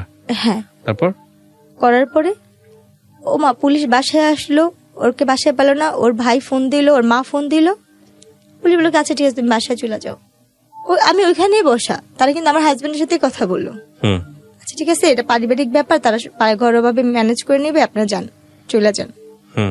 তার চাচা উকিল, অনেক বড় উকিল, তার মামারা হয়েছে অনেক বড় লোক, তার ফুপুরা, তারা নিয়ে আমার বাবাকে ডাকা বললো কি আপনার মেয়ের এত বড় সাহস, আমাদের ফ্যামিলি সম্পর্কে সে জানে, এই সেই অনেক হুমকি টমকি দিয়ে ঠিক আছে ওকে আর ঢাকা রাখবো না, ওকে গ্রামে রাখবো, গ্রামেই থাকবে। এই বইলা কোনো কেস হলো কথা আমাকে গ্রামে নিয়ে গেল। গ্রামে নিয়ে যাওয়ার পরে তার তো কোনো খোঁজ খবর নেই, সে আসে না, কিছু করে না। এরপরে একবার 6-7 মাস পর সে বাসায় গেছে, এর মধ্যে সে আমার কোনো খোঁজ খবর নেয় না, যায় না। ওই শাশুড়ি ঢাকায় থাকে, ওই খ্যাত খামারি করে যেটা জুটে সেটাই খাইতাম। আর আমার কয়েকটা চাচি শাশুড়ি ছিল খুব ভালো বাড়ির মধ্যে, ওনারা আমাকে যতটুকু দেখতো, ওনাদের হাতের কাজ করে দিতাম, রান্না বান্না এটা সেটা উঠান ঝাড়ু দিত, খাবার দিত, কারণ ওইখানে তো আমার ঘর ভাড়া লাগে না, খাওয়াটাই মেন আমাদের বাচ্চাদের। তো হঠাৎ করে উনি যাওয়ার পর ওনার ফোনে ফোন আসছে, আমি রিসিভ করছি। একটা মেয়ে ওনাকে জান জান করে ডাকতেছে ওনার নাম ধরে, ওরা শুনলাম যে ওনার সাথে ওই মেয়েটার বিয়ে হবে। প্রত্যেকটা মেয়েরই স্বামী যেমনই হোক, স্বামী তো, কারণ উনি অনেক মেয়েদের সাথে সম্পর্ক করে, কিন্তু কোনো মেয়েকে যদি সে বিয়ে করে তাহলে আমি তার এইখানে থাকতে পারবো না, ওই জিনিসটা ভাব করে। তখন আমি বলছি আপনি যদি বিয়ে করেন তাহলে ওনারা তো বলছে পরবর্তীকালে আপনি কিছু করলে আপনার বিরুদ্ধে ওনারা ব্যবস্থা নিবে, আমি তাহলে ঢাকা যাব, আমি ঢাকা গিয়েই বলবো। পরে উনি কি বললো তুই ঢাকা যাবি কোত্থেকে, তুই এখানে বের হইতে পারলিস না, এই কথা বললো। যাক ওই দিন আমাকে অনেক মারলো। তারপর দিন আমি গ্রামের চেয়ারম্যান মেম্বারকে ডাকাইছি, ওদের ডাকাইলো, ওদের সমাজ থেকে এমনি তো এক ঘোরা করে রাখতো। তারপরে গিয়ে যেটা করলো, গ্রামের চেয়ারম্যান মেম্বাররা বিচার করে দেওয়ার 2 দিন পরে 2 দিন সে আমার সাথে খুব ভালো ব্যবহার করলো, খুব ভালো ব্যবহার করলো। করার পরে 3 দিনের দিন আমার যেটা মনে পড়ে, আমার বাচ্চাদের ভাত খাওয়াচ্ছিলাম, পিছন থেকে আমার হাতটা কে ধরছে আমি সেটা জানি না, আমার আজও মনে পড়ে না। সামনে থেকে আমার শাশুড়ি এরকম আমার গালটা চেপা ধরছে 2 হাত দিয়া, আর আমার স্বামী আমার পাও 2টা ধরে রাখছিল। আমার অতটুক দৃশ্যই আমার মনে আছে, আর কিছু মনে নেই বা মনে পড়েও না। তারপর এরপরে যখন আমি 15 দিন না 20 দিন পরে যখন আমার সেন্স ফিরছে বা আমি একটু সুস্থ হয়েছি, তখন শুনে যে আমি মেডিকেলে, হাসপাতালে, আমাকে মায়েরা কোনো ধরনের ঘুমের ওষুধ খাওয়ায়া আমাকে বস্তায় ভরে বুড়িগঙ্গা নদীর এখানে ফালা দেওয়া হয়েছিল। কিন্তু আমার আল্লাহ কেন বাঁচাইছে আমি জানি না। আমার এই জীবনের প্রতি ঘৃণা, নিজের জীবনের প্রতি শুধু ঘৃণ নেই, তখনই আল্লাহ আমার নিয়ে যেত এই দুনিয়া থেকে।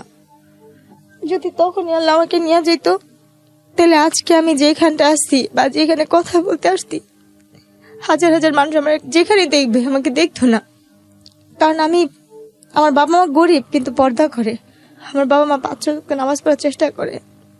এরপরে যখন আমি একটু সুস্থ হইলাম, আপনাকে ওই বস্তায় করে ওখান থেকে বের করছে কে, কি জানছেন? সুইপাররা নাকি, আমি যেটা শুনছি আর কি, হ্যাঁ সুইপাররা রাস্তা ঝাড়ু দেয় না, হ্যাঁ, ওনারা আমাকে দেখতেছে, আমার এই মাথাটুকু একটু বের হয়ে নাকি ছিল, আমার সর্বমুখ নীল হয়ে গেছিল। আচ্ছা, পিত্ত নাকি যেরকম নীল থাকে, আমার আম্মুর কাছে শুনছি হ্যাঁ, ওরকম নীল টাইপের। আমি নাকি একটু একটু করে মুখটা আমার এইখানটা খানিক নড়তেছে পানির জন্য, পানির জন্য নাকি গলাটা কাঁপতেছিল। তখন নাকি ওইখানে কারা নাকি করতে পানি টানি দিচ্ছে, মেডিকেলে নিচ্ছে। আমার যে ভাবির ভাই হয়েছে, তখন ছিল একজন কনস্টেবল না, কিন্তু আপনাকে মেডিকেলে নেওয়ার পরে আপনাকে চিনবে কিভাবে মানুষ? চিনবে বলতে ওই যে আপনি পরিচয় বলে দিয়েছেন যে আমার বাড়ি অমুক, তাহলে পরিচয় বলিনি। তাহলে যেইখানে আমার ফালানো হয়েছিল ওই থানার কনস্টেবলের কাজ করতো আমার ভাবির বড় ভাই, আপন বড় ভাই। উনি দেখে চিনেছে আপনাকে? উনি বলতেছে কি, আমার ভাবির নাম ধরে বলতেছে কি, তো ননদ কইরে জেসমিন, কত গ্রামের বাড়িতে কত নাই। আচ্ছা, পরে বলতেছে কি, তোরা একবার মেডিকেলে আসতে পারবি, সেম দেখতে ওর মতনই একটা মেয়ে। আচ্ছা আচ্ছা। আর এই কথা শোনার পরে না, তার 3-4 দিন আগে থেকে মার মন তো, আমার মা নাকি খালি বলতে করে ওর সাথে একটু কথা বলতে পারতাম, ওর সাথে একটু কথা বলতে পারতাম, একটু দেখতে পারতাম। তো যখন ভাবির কাছে কথা শুনছে না, তখন নাকি আমার আম্মু খালি এটা আমার মেয়ে, এটা আমার মেয়ে, চলো যাই চলো যাই। তখন আমার ভাইয়া, আমার আম্মু, আমার খালাতো বোন সবাই মিলে গেছে মেডিকেলে। ওকে, তারপর যাওয়ার পরে ওনার আর কি ওখানে আমাকে দেখলো, দেখে তো আমার আম্মু ধরে নাকি কান্নাকাটি করতেছে। আমি নাকি যাকে দেখতাম তাকে দেখে ভয় পাইতাম, যাকে দেখতাম তাকে দেখে আমি ভয় পাইতাম। আমি নাকি কারোর সামনে যেতে পারতেছিলাম না, যাকে দেখতাম তাকে দেখে বলতাম ও মারতে ও মারতে। তারপরে ওই সাংবাদিকরাও নাকি গেছিল, ওইখান থেকে আমাকে ঢাকা মেডিকেলের মানবাধিকারের শাখায় পাঠা দিচ্ছিল নাকি, ওসিতে। আচ্ছা, ওখানে আমার চিকিৎসা হয় এবং ওইখানে আমার এই চোখের কর্নিয়াটা নষ্ট করে দিয়েছিল। আমি 3 বছর চোখে দেখতে পারিনি, এই বাম পাশের এই চোখটার এটার জন্য এই চোখের সমস্যা হয়েছিল। তারপর তো ওই সময় চোখে আমার আঘাত পড়ে এবং গলার মধ্যে এই ঠানটা হয়ে গেছে, কথা ফ্যাস ফ্যাস করে আসতো, কথা ভালো করে বলতে পারতাম না। তারপর এরপরে যখন আমাকে বাসায় নিয়ে গেল, 20 দিনের না 25 দিনের দিন বাসায় নিয়ে গেল, ওর যে যারা সাংবাদিক মাধ্যমে আমার চাচা শ্বশুর এসে বলছে এই কেস নিয়ে যদি করেন তাহলে আপনাদেরই সমস্যা হবে। তখন আমার বাপ মা চিন্তা করলো আমরা তো এদের সাথে কখনো পারবো না, কিছু করতে পারবো না। আমার বাবা মা কি করলো, না পাইরা আমরা মিরপুর থেকেই ওই এলাকা থেকে আমরা আবার চলে আসলাম। আচ্ছা, খিলগাঁওতে। আচ্ছা, এদের সাথে আপনারা কোনো কিছুতে বাড়াবাড়ি করতে যায়নি, বাড়ায়নি। মানে পরবর্তীতে মামলা করেন নাই বা এরকম কোনো কিছু, কোনো অ্যাকশনই যান নাই? তখন কি মনে হয়েছে যে জীবন যদি না থাকে বা যেহেতু পারবো না, অর্থ নাই, আমাদের তো কোনো সামর্থ্য নেই, আমরা তো এদের সাথে পারবোই না। এক্স্যাক্টলি, সারা পৃথিবীতেই তো এটা একটা বড় সমস্যা, যার অর্থ নাই তার কোনো ক্ষমতা নাই, এটাই রূঢ় বাস্তবতা। কিন্তু রাষ্ট্রের অধিকার হচ্ছে অ্যাজ এ নাগরিক হিসেবে আইনি সহায়তার জায়গাতে অর্থ থাকুক আর না থাকুক এটা নিশ্চিত করা। কিন্তু আগলিয়েস্ট ট্রুথ যেটা আমরা সবাই জানি, যার যত অর্থ তার তত ক্ষমতা। পুঁজিবাদী অর্থনীতি বা পুঁজিবাদী বিশ্বের এটাই হচ্ছে সবচাইতে নুড বা নগ্ন চরিত্র, যাই বলি না কেন। আমি ক্যামেরার এই পাশে আছি, আমার দিকে যেহেতু ক্যামেরা ফোকাস না, সো আমি আমার কথা বাড়াচ্ছি না, বলেন। এরপর যেটা হয়েছে, মানবাধিকার থেকে আমাদের যথেষ্ট পরিমাণে সাহস দেওয়া হয়েছে। ওখান থেকে তারা আমাকে বলছে তুমি 1 চুলও নড়বা না, তোমার টাকা পয়সা কিছুই লাগবে না, আমরা আসছি, আমরা করব। মানবাধিকার থেকে আমি যথেষ্ট সাহায্য পাইছি ওখান থেকে আমার চিকিৎসা হয়েছে, আমি সুস্থ হয়েছি। মানবাধিকারের ওখান থেকে আমার ট্রিটমেন্ট যতটুকু পারবা, আমার মামলা নিয়ে যতটুকু লড়ার, ওনারা যথাসাধ্য চেষ্টা করতে। ওনাদের কাছ থেকে আমি কোনো কম পাইনি, ওনাদের কাছ থেকে আমি যথেষ্ট হেল্প পাইছি। ওখান থেকে আমার ভুলটা ছিল যেটা, ওরা আমার সাথে কথা বলছে ফোনে যে তুই কি চাস তোর বাচ্চাগুলো জীবন নষ্ট হোক, বা তুই কি চাস কোনো ধরনের ক্ষতি হোক, মানে আপনার হাজবেন্ডের পক্ষের লোকজন থেকে। তখন আমি বলছি কি না, আমি সংসার করতে চাই আমার বাচ্চাদের জন্য। আমার বাবা মা, আমি তো মানসিকভাবে তখন সুস্থ ছিলাম না পরিপূর্ণভাবে, আমার বাবা মা আমাকে ছিকল দিয়ে আটকা রাখতো যদি আমি না যেতে পারি, থাকি। আমার মার সাথে আমার ভাইয়ের সাথে আমি অনেক খারাপ ব্যবহার করে আমি চলে যাই। আমি কিন্তু তখনও পরিপূর্ণভাবে সুস্থ না ভাইয়া, আমি তারপরও চলে গেছি তাদের কাছে, ওরা আমার কাছে নিয়েছে, আমি গেছি। এরপর যখন গেলাম ওদের এখানে 3-4 দিন পরে ও আমাকে বললো কি যে দেখো আমার তো সবকিছুতেই এখন আমি বঞ্চিত, টাকা পয়সা থেকে যে ঝামেলা কেস মামলা অনেক কিছুতে দৌড়াদৌড়ি করছি, আমার হাতে টাকা পয়সা নেই, আমি তোমাকে দিয়া মানে ওদের যে ফ্যামিলি যে অনুষ্ঠানগুলো হইতো যে মানুষ নিয়ে কাজ টাজ করা, মানে মূলত ওরা খারাপ কাজই করতো। ও কি কোনো ধরনের সেক্সুয়ালি কোনো ধরনের হ্যারাসমেন্ট মানে কাউকে কারো কাছে পাঠানো জোর করে বা এগুলো পয়সা এটা এগুলো অনেক করছে চেষ্টা করতে কিন্তু পারে নাই? পারে না বলতে দিছিল এক জায়গায় একজনের রুমেই ঢুকা দিছিল। হ্যাঁ, কিন্তু আপনি শেষ পর্যন্ত এটা সফল হতে দেন নাই। বাবাটাইকা হ্যাঁ, বাবাটাকে আপনি ওখান থেকে বের হয়ে আসছেন। তার বাপ ধরে পা জোড়া ধরছিলাম যে ও তো আমার স্বামী, ও আপনার কাছে দিছে কেন আমি জানি না। তখন উনি একটা গালি দেয়, বলছে যে ও কি মানুষের বাচ্চা, ও তো কাফের, ও তো এমনিতে মনে হয় তোমার বাবা, তো তোমার সাথে যেহেতু এই কাজ করছে তুমি এইখানে থাইকো না, তুমি চলে যাও। ও সব ধরনের কাজ করতে পারবো, ও একজন দালাল। এরপরে যেটা হয় ওই দিন আমার জীবনের শেষ রাতই বলা যায়। এরপর আপনি ডিসিশন নেন তাকে ডিভোর্স দিয়ে দিবেন? ডিভোর্স তো তারাই নিয়ে নিচ্ছে আমার থাইকা, জোর করে মায়ের ধরে করে একটা কাগজে নিচ্ছে, বলতেছে কি এখানে একটা সই কর, একটা কাজে লাগবে। এটা যে অনেক আগে তার ডিভোর্স নিয়েছে সেটা আমি বুঝতে পারি। কত সালের এটা ঘটনা ডিভোর্সটা? 10-এর ভিতরে। 2010-এর ভিতরে। আপনার বাচ্চার তখন বয়স কত? বাবুদের কত 8-9 মাস। 8-9 মাসের বাচ্চা ফেলে আপনাকে বাসা থেকে বের করে দেয়? 1 বছর হয় নাই না, হবে 1 বছরে ওদের একটা জন্মদিন। আপনি কি মামলা তুলে নিয়েছিলেন পরে? এই মামলা পরবর্তীতে কোথায় আছে কিভাবে আছে আপনার খোঁজ খবর নেন নাই? আমরা তো লেখাপড়া জানি, আমরা তো ওইটাই রাখিনি, মানে ওই কাগজপত্রই রাখিনি, আর কোনো কিছুতে যাইও নি। আর আচ্ছা, আর আমরা ওটা নিয়ে আগেই নেই, ওটাতে আমরা কোনো ধরনের কিছু পাবো, আমরা আগে সেটা মামলার হবে। আমরা আগে নিয়ে তারাই মনে হয় ওটা উঠা নিয়েছে, কারণ ওইখান থেকে কোনো আমাদের কোনো যোগাযোগ করে নাই। আচ্ছা, এরপরে কি হলো 2010-এর পরে? তারপরে মানবাধিকার শাখা থেকে যখন আম্মুদের ফোন দিল যে আপনার মেয়ে কোথায়, আম্মু বলছে আমার মেয়ে তো চলে গেছে, আমি এই সংসার করতেছি ওখানে, তখন তারা একটু রাগারাগি করছে আম্মুদের সাথে, যা গেছে। এরপর উনি আমাকে একটা গাড়িতে, একটা মাইক্রো গাড়ি আসলো, সেদিন আমার বাচ্চাগুলোর অনেক জ্বর ছিল ভাইয়া। উনি আমাকে কি করছে, যেখানে নিয়ে যাবে একটা গাড়িতে উঠা দিচ্ছে, যে এক জায়গায় যাবো আজকে ওইখানে একটা অনুষ্ঠান আছে চলো। এটা কি ডিভোর্সের আগে না ডিভোর্সের পরে? এটা ডিভোর্সটা সে আমাকে আগে নিয়ে নিছিল, আমি বুঝিনি, মানে পেপারসে সাইন করার পরের ঘটনা? হ্যাঁ। আচ্ছা, তারপর? সেদিনই আমাদের জীবনের লাস্ট ওনার সাথে দেখা এবং শেষ বিদায়। হ্যাঁ, উনি আমাকে একটা গাড়ি আসলো, মাইক্রো গাড়ি আসলো, গাড়িতে আরো 3-4টা মেয়ে ছিল, আর কয়েকজন লোক, একটা লোক ছিল চাঁদি ছিল, তার চুল নেই, আর একটা লোক ছিল অনেক মোটা করে, আর একটা লোক বয়স্ক, বাবার বয়স, আমার বাবার বয়স, বৃদ্ধ। তো ওই গাড়িতে উঠা দিল, আর আমার ব্যাগের মধ্যে কিছু কাপড় সেই ভাঁজ টাজ করেছে তার ফুপু আর সে। তো আপনাকে নিয়ে যাচ্ছে কোথায় আপনি জানেন না এটা? এরকম তো সে আমাকে অনেক অনুষ্ঠানে সে বাসাও আনে, বাইরেও নিয়ে যায়, তার ফুপু সহকারে, হ্যাঁ এভাবে নিয়ে যেত। তো সেই দিনের মতন সে আমাকে নিয়ে গেছে, আর ওইটা বলছে সে একটা ঘরোয়া একটা নাটক না কি বানাবে সে, এইটার জন্য সে নিচ্ছে, কারণ তার ফুপুরা মিডিয়াতে টুকটাক কাজ করতো তো ওই হিসাবে না। কিন্তু আপনি তো এর আগে একটা ভয়ঙ্কর রকমের দুর্ঘটনা আপনার লাইফে ঘটেছে, এই যে মানুষের রুমে পাঠিয়ে দেয়া, এবং সেখানে আপনি এরকম একটা ঘটনা ঘটার পরে তারপরে আপনি তার কথা সাড়া দিচ্ছেন কেন? আমি তো পরিস্থিতি আমার বাচ্চাদের জন্য আমি কাজ করে টাকা আনতাম, সেটাতে আমার সংসার চলতো। একটা কথা বলি, আপনি কিছু মনে করবেন না, অন্যায় যে করে এবং অন্যায় যে সহ্য করে, আমাদের একটা প্রবাদ আছে, দুজনেই সমান অপরাধী। একবার করেছেন ঠিক আছে, 2বার করেছেন ঠিক আছে, 3বার 4বার 5বার 6বার ধরে মূর্খ বলতে আমি লেখাপড়া না করার মতো না, ঠিক আছে, কিন্তু তারপরে আপনি এত বড় ব্ল্যাকমেল, মানুষ তো ভালো মন্দ বোঝে প্রাণী হিসেবে, শিক্ষার কথা বাদই দেন।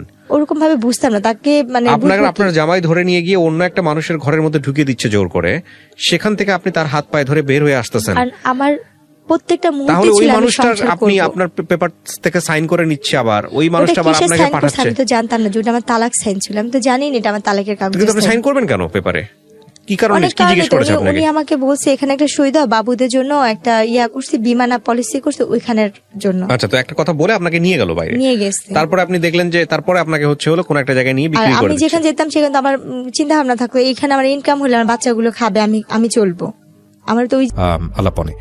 তারপর তো সেদিন আমি বললাম কি যে আজকে আপনি যাবেন না এই গাড়িতে, অন্যান্য দিন তো যান, আজকে আপনি যাবেন না? বলছে তুমি যাও, আমি ফুপুর সাথে আসতেছি, আমি ফুপু একসাথে ফুপুর গাড়িতে আসবো।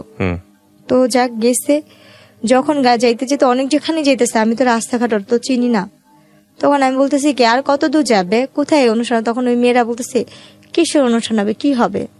আমি তো কিন্তু বোরখা পরাই, আমি তখন হাত মোজা পা মোজাও পরতাম। তখন আমি বলতেছি কি যে এই কাজের জন্য যাচ্ছে না, একটা অভিনয় হবে, নাটক হবে, টেলিফিল্ম, এসবে হবে না? পাগল তুমি, তোমার মাথা মাথা ঠিক আছে? আমরা তো যাচ্ছি একটা যেখানে ওইখানে এরকম এরকম কাজ হয়, আমরা তো টাকার বিনিময়ে যাই, ওখানে 6 মাস বা 3 মাস থাকি। ভাই তখন যে আমি কি পরিমাণে কান্না করতেছি গাড়ির মধ্যে বসে, আর বলতেছি যে আল্লাহ একটা বার আমাকে এই গাড়ি থেকে একটু মুক্তি দেওয়ার ব্যবস্থা করো, আমি যেন এই গাড়িটা থেকে বের হইতে পারি। এটা মনে হয় আমার জীবনের, আমার মানে আমার বাচ্চারা বা আমার বাবা মা আর কেউ দেখতে পারবো না আমি কোথায় যেতেছি, কার কাছে যেতেছি। তো ওই মুহূর্তে গাড়িটা যখন ওই বার হবে, ফেরি পার হবে, ফেরি পার হওয়ার সময় ওইখানে একটা আপু ছিল, খুব ভালো ছিল। ওই আপুটা বলতেছে কি, যখন ফেরিতে উঠবো তখন তোকে আমি একটু হেল্প করতে পারবো, বাথরুমের নাম করে তুই এখানে বেড়াতে পারবি, যেহেতু তুই এখানের মেয়ে না। এরপর যখন বাথরুমের নাম করে এখান থেকে বের হইলাম, আমি পলে ওইখানে একটা রুম, মানে উপরে যে থাকে যে বাথরুমের সাইডে, ওদিকে একটা লোকের বললাম কি আমার ওই গাড়িটা তুলে নিয়ে যেতেছে, আমার কেউ একটু বাঁচাবেন। কয়েকজন লোক জমাট হইলো, বলছে কোন গাড়িটা? আমি কিছু বলবো না, কারণ আমি ভয় পাইছি। এদের কাছে বলে এদের তো আমি চিনি, এরাও যদি আমার দুর্বলতার সুযোগটা কাজে লাগায়। আর আপুটা বলছে কাউকে বলবি না, তুই এখান থেকে পালাইতেছিস, তুই কাউকে বুঝতে দিবি না, তাহলে এখানে যে পশুগুলি আছে সেগুলি তোর আরো ছিঁড়া ছিঁড়া খাইবো। আপনারা যারা শুনতেছেন বা দেখতেছেন তারা নিশ্চয়ই বুঝতে পারতেছেন যে একটা মেয়ের ভাগ্য কতটা দুর্ভাগ্য হতে পারে। আল্লাহ মাফ করুক যদি তার অর্থনৈতিকভাবে সে শক্তিশালী না হয়, তার পরিবার বা একটা রং হ্যান্ডে যদি পড়ে। এটা যে খুব গরিব হলেই যে এই ধরনের ঘটনা সবার ক্ষেত্রে করবে বিষয়টা এরকম নয়। তবে এটা ঠিক যে ওর অর্থনৈতিক অবস্থা যদি ভালো থাকতো তাহলে হয়তো ওর জীবনটা আজকে এরকম হতো না। এরপরে ওইখান থেকে তখন অনেক রাত্র হয়েছে মনে হয়, তখন অনেক রাতই ভালো মতনই রাত।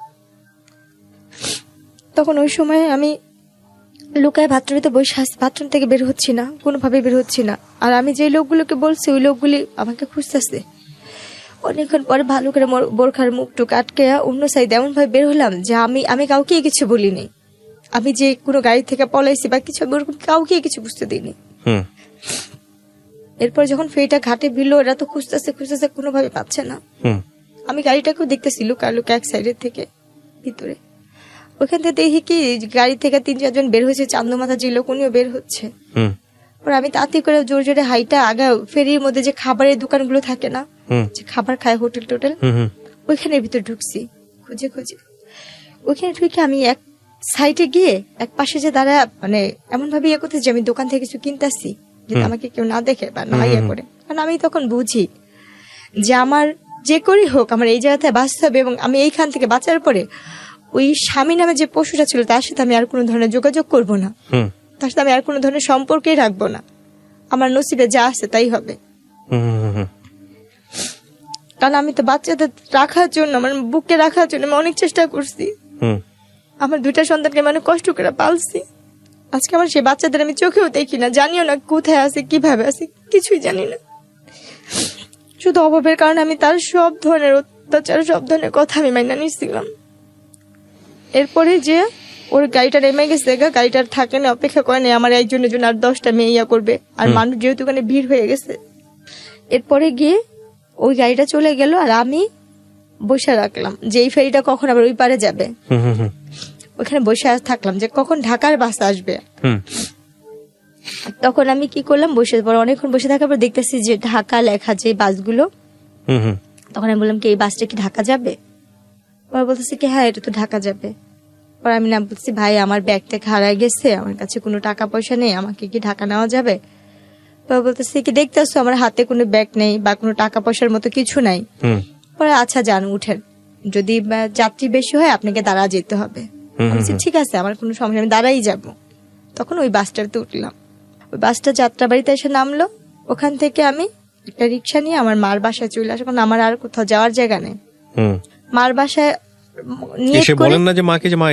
মার বাসায় উদ্দেশ্য করে বের হয়েছে ঠিকই, মাঝ রাস্তায় না কেন জানি মনে হয় আমার ফুপু শাশুড়ির কাছে যা বলি তো সে যদি আমার বাচ্চাগুলিকে আইনা দেয়, ওনার কাছে আবার যাওয়ার জন্য করলাম। তারপর আমার মেজো ফুপু শাশুড়ির কাছে গেলাম, ওনার বাসায় কাজের মেয়ের মতো পড়ে আসি, ওনার পার্লারে কাজ করি, ওনার এটা করি সেটা করি, কিন্তু উনি কোনোভাবে আমার বাচ্চাই না দেয় না। উনিও দেখি আমাকে এটা ওইটা বলে, মানে বাজে ধরনের কথাই উনিও বলতেছে। হুম ওখানে আমি 1 মাসের মতো কাছাকাছি ছিলাম। আমার আম্মার সাথে ফোনে কন্ট্যাক্ট করলাম, যোগাযোগ করলাম। তখন আমার আম্মুর কাছে একটা ফোন আসছে, ছোট একটা মোবাইল চালায়। আম্মু বললো কি, তুই এখন ওই বাড়ির আশা করিস? তোর মতো সন্তান আমার আর দরকার নেই। যদি পারিস ওই জামাইয়ের তালাক দেয় আসতে পারে আসবি, আর না আসলে নাই। হুম তোর মতো মেয়ে আমার আর দরকার নেই। সেম আপনি যে কথাটা আমাকে বললেন না ভাইয়া, যে অন্যায় করে সেও অপরাধী, যে অন্যায় সহ্য করে সেও অপরাধী, হুম আমার মা আমাকে সেম ওই কথাটাই বলছে। তারপর ফুপুর বাসায় ফুপুরে খালি বলি, তো ফুপুর পার্লারের একটা মেয়ের অনুষ্ঠান, জন্মদিন অনুষ্ঠান, আমি তাকে রান্না বান্না করে দিলাম। পার্লারের মেয়ের জন্মদিন, ওই মেয়ের বার্থডেতে আমি রান্না বান্না সব কাজ করলাম। ওই মেয়ের নাকি একটা হাতের আংটি ভাইয়া হারায় গেছে। ওই আংটিটার জন্য আমার ফুপু শাশুড়ি এবং পার্লারের মেয়েরা মিললে আমাকে মারলো, হুম যে আমি নাকি সে আংটি চুরি করছি। কিন্তু আমি তো ওইখানে পড়ে আছি শুধু আমার বাচ্চাটার জন্য। আমার যদি বাচ্চাগুলোর আমার কাছে আইন না দেয়, ওই লোভে বা ওই বিনিময়ে, আমার স্বামীর লোভেও না, শুধু সন্তানদের লোভে আমি এখানে পড়ে থাকতাম। এরপরও আপনি হাজবেন্ডের কাছে ছিলেন এই না। ঘটনা? তাহলে তার কোথায়? কাছে, ফুপুর কাছে ছিলাম। ফুপুর কাছে ছিলেন? আর ফুপুর বাসায় ছিলাম। ও তো একই তো কথা হলো তাও। না, সে তো ওইখানে আসেও না, তার সঙ্গে যোগাযোগও নেই। বা আমি যে তার ফুপুর বাসায় আছি সে এটা জানেও না। সে তো ওইখানে বাচ্চাদের নিয়েই নাই হয়ে গেছে। যে মেয়ের সাথে তার সম্পর্ক আছে সেই মেয়ে কিন্তু সে অলরেডি সংসার করতেছে। হুম পরে গিয়ে ওই মায়ের খাওয়ার পরে আর ওইখানে আর থাকিনি, চলে আসলাম। আয়সা বাবা মার কাছে বললাম যে ঠিক আছে আম্মু, আমি উনারে তালাক দিয়ে দিব। আম্মু বলছে যে আগে তুই তালাক দিয়ে। আমি বলছি আমার কাছে টাকা পয়সা নেই। তুই কোথেকে দিবি, কিভাবে দিবি? আমি জানি না। আমি কি টাকা নিয়ে গাছ লাগা রাখছি? যোগাযোগই করবি না। তারপরে গিয়ে কাজে অফিসে গিয়ে বললাম যে আমি এরকম ছাড়তে চাই, আমার কাছে কোনো টাকা টুকা নেই, কেমনে কি ছাড়া যায়? ওরা বলছে আপনি 500 টাকাও যদি ম্যানেজ করে আনতে পারেন আমি এখান থেকে কাগজপত্র করে দিব। হুম এরপরে আম্মুর থেকে যে আম্মু 500 টাকা দিল, 500 টাকা নিয়ে ওনারে যে তালাক দিলাম। আমার তালাক যাওয়ার কত আগে সালে তালাক দিলেন? এটা 2011 সালের। 2011 সালে। 11 সালের। বিয়ে হয়েছিল কয় সালে? 2007-এ কাবিন হয়েছে। আমাকে 9 সালে বাচ্চা পেটে নেওয়া অবস্থা উঠা নিচ্ছে। ওকে, তারপর 11তে আমার তালাক হয়েছে। তালাক হওয়ার পরে ওনাদের সাথে আমার আর কোনো যোগাযোগ নেই, আমার কোনো কন্ট্যাক্ট নেই। এরপরে আমি আস্তে আস্তে মানে টেনশন, বাচ্চাদের জন্য টেনশন করতে করতে, আর ওই যে আমার মাথায় যে আঘাত পড়ছিল চোখে তো দেখি না, এক পর্যায়ে আমি আস্তে আস্তে অসুস্থ হয়ে গেলাম। তখনই আমি ব্রেন স্ট্রোক করি। স্ট্রোক করার পরে আমার অনেক কিছুই মনে নেই। তারপরে এইভাবে তখন এই আম্মুর সাথে থাকতাম, টুকটাক হাতের কাজ করতাম, থ্রিপিস না বিক্রি টিকচি করতাম। মানে আমার মতো যে কাজ করতে পারে আমি সেই ধরনের কাজটা যে করতাম টুকটাক। করা অবস্থায় এক বাসায় কাপড় বিক্রি করতে যেতাম। কাপড় বিক্রি করতে যাওয়া অবস্থায় ওনারা অনেক বড় লোক ছিল, আর আমি হইছে অনেক ধরনের সুতার কাজ, ব্লক বাটির কাজ, সব ধরনের কাজ জানি। আর যেহেতু আমার শ্বশুরবাড়িতে পার্লার ছিল, তাদের পার্লারের কাজটা আমি শিখে ফেলছিলাম। ওই বাসায় ওনাদের ব্যাগের সাথে আমার ব্যাগের সাথে মিল্লা যায়। তখন আমি যখন চলে আসি ওনাদের ব্যাগে টাকা ছিল আর আমার ব্যাগে ছিল কাপড় আর ছোট্ট একটা বাটন ফোন আমি চালাতাম।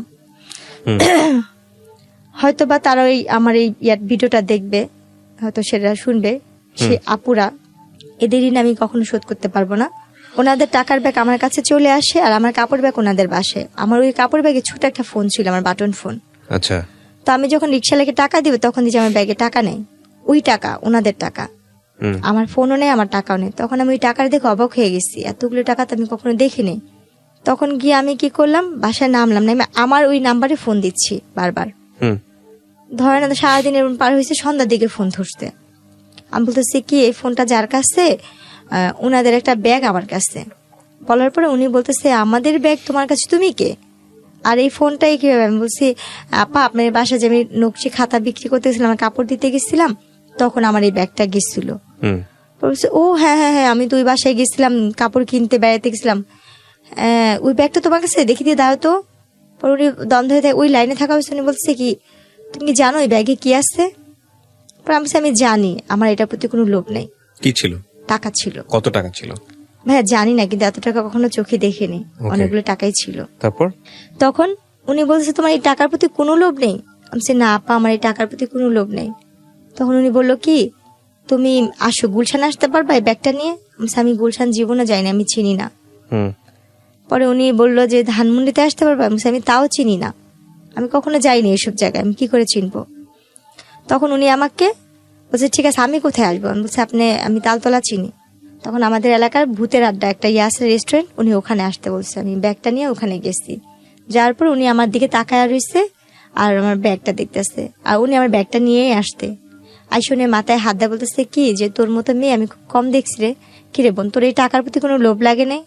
পর আমি কান্না করে বললাম কি যে আপা আমার জীবনের সবচেয়ে দামি সম্পত্তিতে আমি হারায় ফেলছি, আর এই টাকা দিয়ে আমি আর কি করব?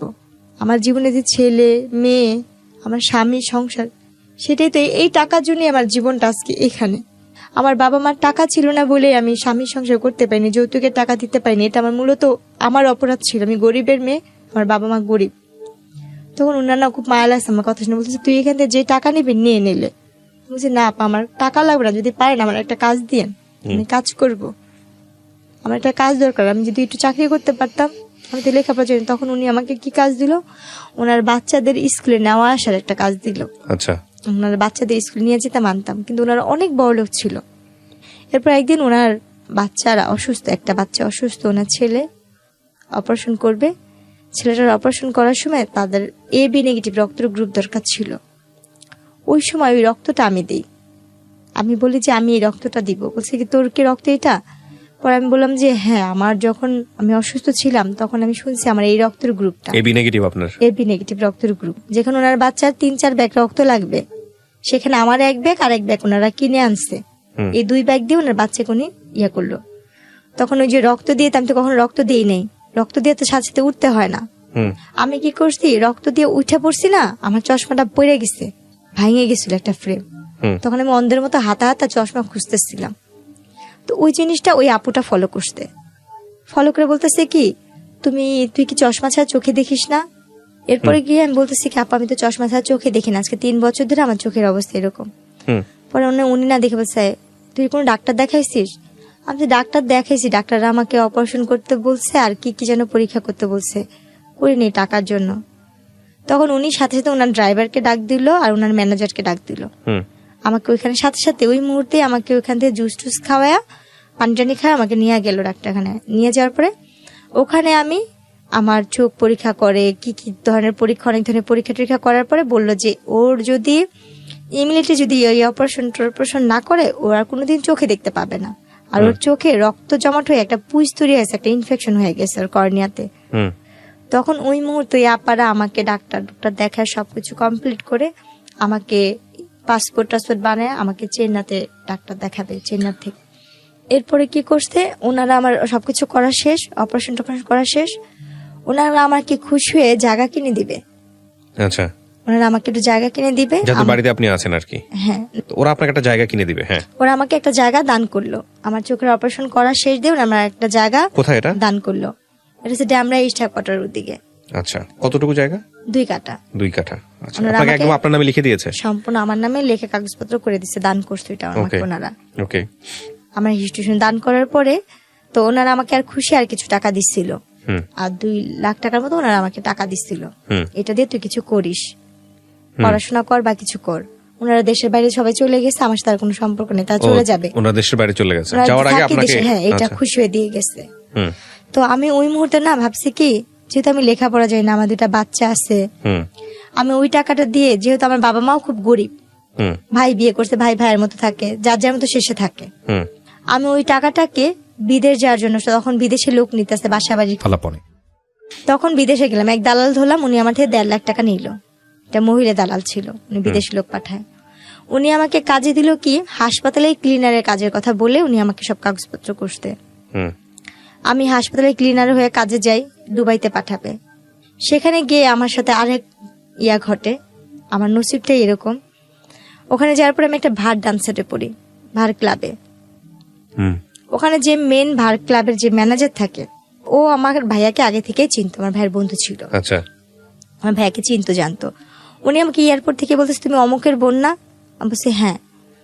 পরে বলতেছে যে তুমি আমাকে চিনো? আমি বলছি না, আপনার কথা আমার ভালো করে মনে নেই। বলছি তোমার না বিয়ে হয়েছিল, এরকম এরকম হয়েছিল? আমি বলি হ্যাঁ আমার হয়েছিল এরকম, কিন্তু এখন তো সেটা নাই। বলছি তুমি এখানে আসতো কেন? উনি আমাকে ডিটেলস পরে বলেছে আমি একটা ভার ক্লাবে আসতি। তখন আমি তার হাত পা ধরে কান্না করতেছি, ভাই আমি তো এই কাজে আসিনি, আমি তো অন্য কাজে আসতি।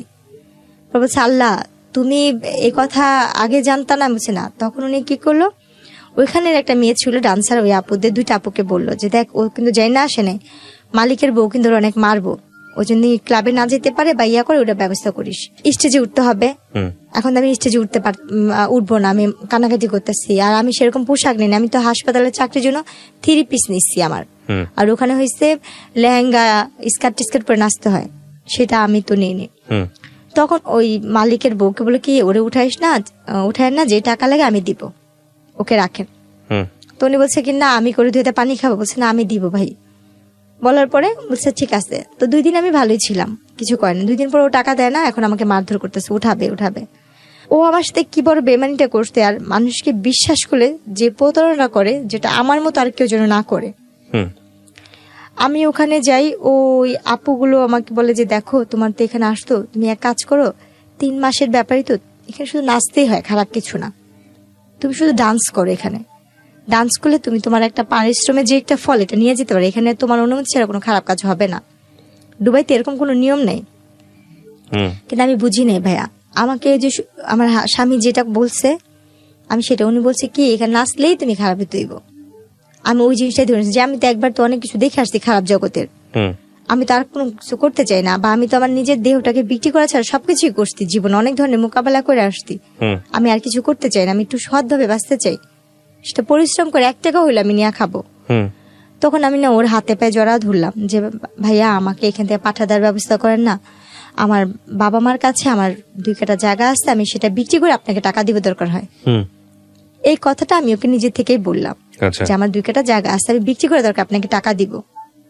তখন ও চুপচাপ থেকে তারপর দিন আমাকে বলছে তুমি যদি এখান থেকে বাঁচতে চাও তোমাকে আমার বিয়ে করতে হবে, আমাকে যদি তুমি বিয়ে না করো তাহলে তুমি এখান থেকে বাঁচতে পারবে না। তো এইভাবে ফুসলায় ফাসলায় আপনাকে বিয়ে করে। হ্যাঁ, ও যখন ওইখানে বলছে আর আমি তো এখানে অসহায়ের মতন, তখন আমি না আমার মার সাথে এই কথাগুলো কথা বলতে, আমার তো ফোন নাই, ওরে বললাম যে আমার মার সাথে একবার কথা বলতে দেন না, কেউ আমার মার সাথে যোগাযোগ করতে দিল না।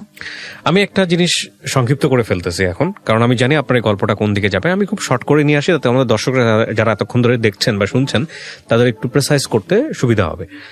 এই লোকটাকে আপনি বিয়ে করেছেন, শুধু বিয়ে না, আপনি বিয়ে করার পরে দেশে চলে এসছেন, এবং এই লোকটার ঔরসজাত একটা বাচ্চা এখন আপনার আছে, যে বাচ্চার বয়স কত? বাবুটার ফেব্রুয়ারি 14 তারিখে আসলে 2 বছর হবে। আপনি এই লোকটাকে বিয়ে করে দেশে আসছেন, সে কি আর দেশে আসছিল?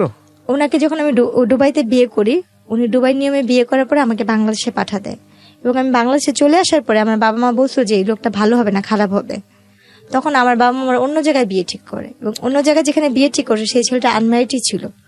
আমার প্রথম বিয়ে, এবং আমার যে আপনি কনসিভ আপনি জানতেন যে আপনি কনসিভ করেছেন? তখন আপনি জানেন ছিল না, তখন আমার কোনো বাচ্চা পেটে ছিল না। বাংলাদেশে এসেছে, আপনার বাবা মার সঙ্গে মিট করেছে, বিদেশে স্বামী স্ত্রীর কোনো সম্পর্ক নেই, শুধু বিয়ে করছে ওই পর্যন্ত। কি ওই তো বললাম বাংলাদেশে এসেছে, আপনার সঙ্গে কিছুদিনের জন্য ছিল, সংসার করেছে না, উনি আমাকে একা পাঠা দিছিল। তো তাহলে বিষয়টা কি দাঁড়ালো? মানে ও আসছে কিছুদিনের জন্য ছিল? হ্যাঁ, উনি কিছুদিন আসতে এসে আমাকে এখানে ধর্মের কাগজে কলমে বিয়ে করলো।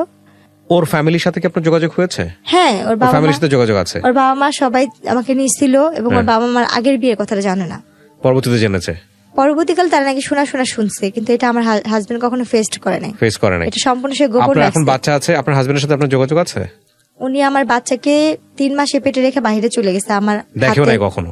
না, আজ পর্যন্ত দেখেন না। আমার গয়নাগাটি লাস্ট পর্যন্ত যে যোগাযোগ হয়েছে আপনার সঙ্গে, তখন কি বলে আপনার হাজবেন্ড? লাস্ট কবে যোগাযোগ হয়েছে? আমার বাবু যখন 3 মাসে পেটে রেখে গেছে, বাবুটা যেদিন ডেলিভারি হবে তার একদিন আগে আমার ম্যারেজে, 13 তারিখে আমার ম্যারেজ যেদিন, উনি সাইদাই ফোন দিচ্ছিল। কথা হয়েছে যেদিন আমার ছেলেটা হয়েছে ঠিক সেই দিনই। তার মানে আপনাদের ডিভোর্স হয়নি এখন পর্যন্ত? তাহলে এই ভদ্রলোক সম্পর্কে আমি ইনডিটেল কোনো কিছু আনতে চাচ্ছি না, যেহেতু আপনি এখনো তার ওয়াইফ। তো এই গল্পটা আপনি এখন বললেন, আপনার কি ভরণ পোষণ সে দেয়? সে আমাকে কোনো ধরনের সাহায্য, টাকা পয়সাও দিচ্ছে না, এবং আমার বাচ্চার কোনো দায়িত্বও নিচ্ছে না। আপনি কোনো মামলা করেছেন তার এগেইনস্টে? না, আমি তার সাথে সংসার করতে চাই, তার সাথে আমি সংসার করতে চাইছি বিধায় কোনো কিছু করি নাই। কিন্তু তাকে আমি অনেক ধরনের হাতে পায়ে ধরে রিকোয়েস্ট করতেছি, ফোন দিচ্ছি, উনি ডাইরেক্ট বলে কি তুই কি তোর বাপের কাছে ফোন দিচ্ছিস, আমি কি তোর বাপ লাগি? উনি আপনাকে চায় না, বলে দিয়েছে চায় না, ডিভোর্সও দিবে না? ডিভোর্সও দিবে না। আচ্ছা, তাইলে আপনি এখন কি অবস্থায় আছেন, কি করেন আপনি? আমার এই ছেলেটাকে আমি 3 মাসে পেটে নিয়ে মানুষের বাসা, আমার বাবা মা আমাকে মাইনা নেন, আমি তো একা বিয়ে করছি, এই জন্য মেনে নেয় না। তো আপনি এখন মানুষের বাসায় কাজ করেন, 3 মাসে পেটে নিয়ে আপনার বাচ্চাটাকে নিয়ে মানুষের বাসায় থাকেন? হ্যাঁ। আচ্ছা, আমি যে কাজ করি কেউ আমাকে কাজেও রাখতে চায় না, আমার চেহারা, আমি মুখ ঢেকে কাজ করি। এক্স্যাক্টলি, আপনি মুখ ঢেকে কাজ করেন, এবং আপনাকে আমি বলেছিলাম যখন আমি ভিডিওটা করি শুরুতে যে 1 বছর ধরে আমি আপনাকে ঘুরিয়েছি এই গল্পটা প্রচার করার আগে। প্রত্যেকটা ওয়াক্তের নামাজে আমি শুধু একটা কথাই বলি যে আল্লাহ যেন আমার আর আমার ছেলে হ্যাঁ, এই আল্লাহ তো 6 দিন, 7 সবকিছু দিনও দিতে না পারে, তো খেয়ে আল্লাহর কাছে ছিলাম। আপনি ভালো জিনিস চাবেন, আপনি কেন খারাপ জিনিস চান? ভাই ভালো জিনিস তো অনেক চাইছি। ধৈর্য ধারণ করেন, আসলে। পুরো লাইফটাই একটা এক্সাম, ধৈর্য ধারণ করেন। শোনেন, আপনি আজকে এই গল্পটা বললেন, আমি জানি আপনি মানুষের কাছে সাহায্য প্রার্থী এই অর্থে যে আপনার একটা ব্যবস্থা হোক, কাজের ব্যবস্থা হোক, আপনার ছেলেটার একটা ভবিষ্যৎ নিশ্চিত হোক, এই অর্থে আপনার সঙ্গে যোগাযোগ করার রাস্তা আমি ওপেন করে দিব, যে কেউ চাইলে আপনার সঙ্গে যোগাযোগ করতে পারবে।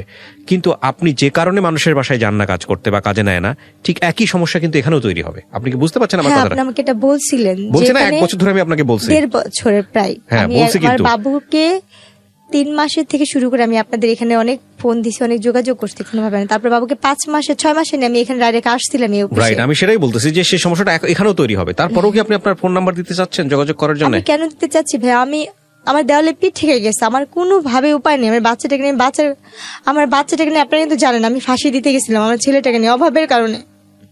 আমার ছেলেটা দুধ খেতে পারে না, আমার ছেলেটা দুধের জন্য কান্না করে, আমি ওর দুধ কিনা খাওয়াইতে পারি না, আমি ওর ভাতের মার খাওয়াই।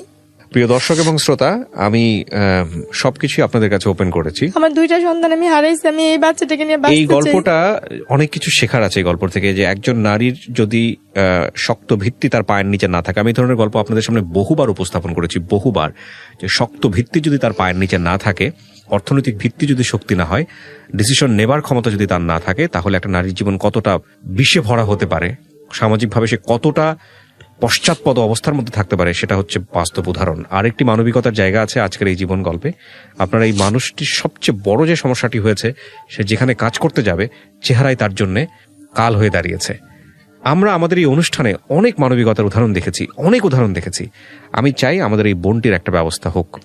যিনি করতে পারবেন তার জন্য আমার অফুরন্ত দোয়া থাকবে।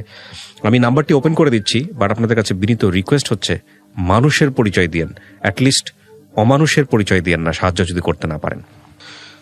আমি এখানে পুরো গল্পেই, প্রিয় দর্শক এবং শ্রোতা, অনেক বিষয়গুলো বিস্তারিত আনার প্রয়োজনও মনে করিনি, কারণ আমি জানি ওর জীবনের যে উপাখ্যান সেটা ঘন্টার পর ঘন্টা চলতে পারে। সবকিছুর একটা ধৈর্য শক্তি আছে। যারা এই অনুষ্ঠানটি দেখছেন 1 ঘন্টা 1.5 ঘন্টা ধরে, বা যারা শুনবেন রেডিওতে ঘন্টা 2-1 মতো, তাদেরও একটা ধৈর্যের ব্যাপার আছে। আমি শুধু আপনাদেরকে বিনীত অনুরোধ করতে চাই, আমার এই অনুষ্ঠানের মাধ্যমে যদি এই বোনটির একটা কর্মসংস্থান হয়ে যায় বা একটা স্বাভাবিক জীবনে সে যেতে পারে, সেটা নিঃসন্দেহে অনেক বড় পাওয়া হবে। এবং একই সাথে যারা কিছুই করতে পারবে না, দোয়া করবেন ওর জন্য।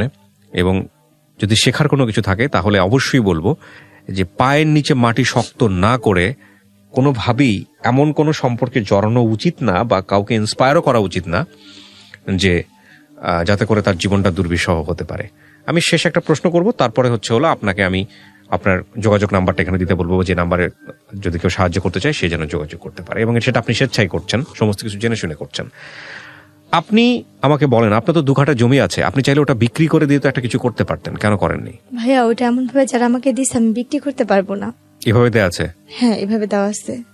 নাহলে তো আমি ওইটা বিক্রি করলে আপনি 3 লাখ করে 12 লাখ করে কাঠা হইলে, আমি 2 কাঠা বিক্রি করলে হয়তো নিচের পক্ষে 4 লাখ বা 5 লাখ টাকা হয়তো বা পাবো, কিন্তু এটা এমন ভাবে তারা দিচ্ছে আমি বিক্রি করতে পারবো না। আচ্ছা, আমি নাম্বারটি দেওয়ার আগে আপনাকে আবারও সতর্ক করছি, এই নাম্বারটি দেওয়ার ফলে কোনো লিসনারের সঙ্গে, কোনো ভিউয়ার্সের সঙ্গে যে কোনো ধরনের ব্যক্তিগত সম্পর্কে জড়ানো, যে কোনো ধরনের নেগেটিভ কোনো কিছু তৈরি হওয়া, বা কোনো ধরনের কোনো কিছু যেটা আপনার জীবনের জন্য দুর্বিষহ হতে পারে, সেটার দায় দায়িত্ব সম্পূর্ণই আপনার। এ বিষয়ে ঢাকা এফএম বা আমি আরজি কিবরিয়া কোনো ধরনের দায় নিব না।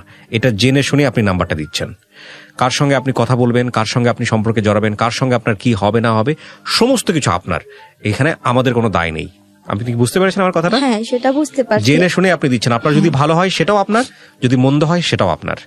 ঠিক আমি আছে? এখানে সবার কাছে শুধু একটা কথাই বলবো, আমার জীবনে প্রথম যেটা হয়েছে, আমার বাবা আমার ভুলের কারণে, অভাবের কারণে আমার বাবা আমাকে বিয়ে দিচ্ছে। রাইট। এটা হয়েছে আমার তরফ থেকে কথা।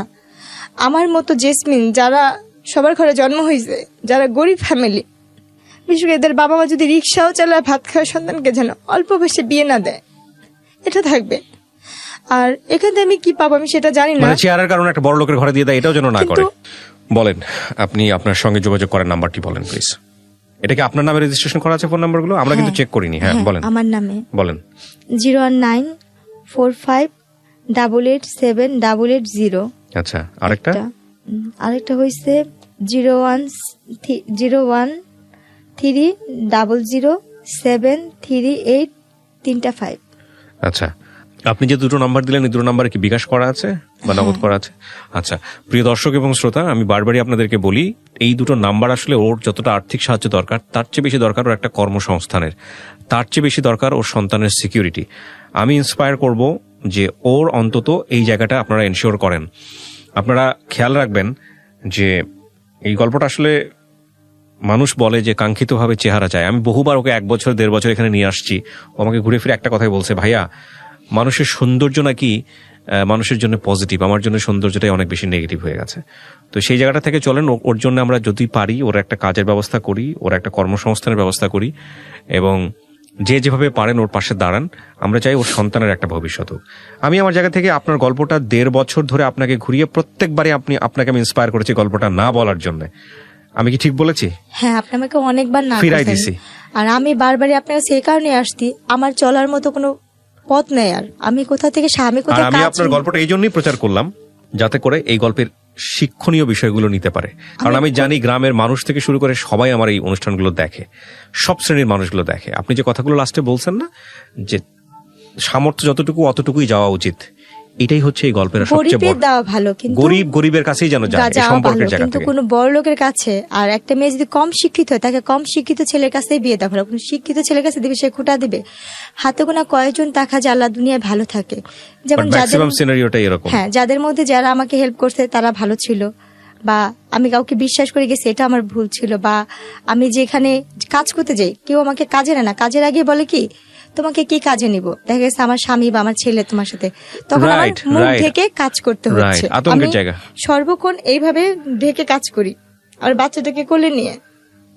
এমনও দিন যায়, আমার ছেলেটা যখন ছোট, আপনি দেখছেন আমি যখন আপনার এখানে আসছিলাম, আমি এক বাসাতে কাজ করে ভিজা শরীর নিয়ে আপনার কাছে আসছিলাম, শুধু বোরখাটা গায়ে দিয়ে।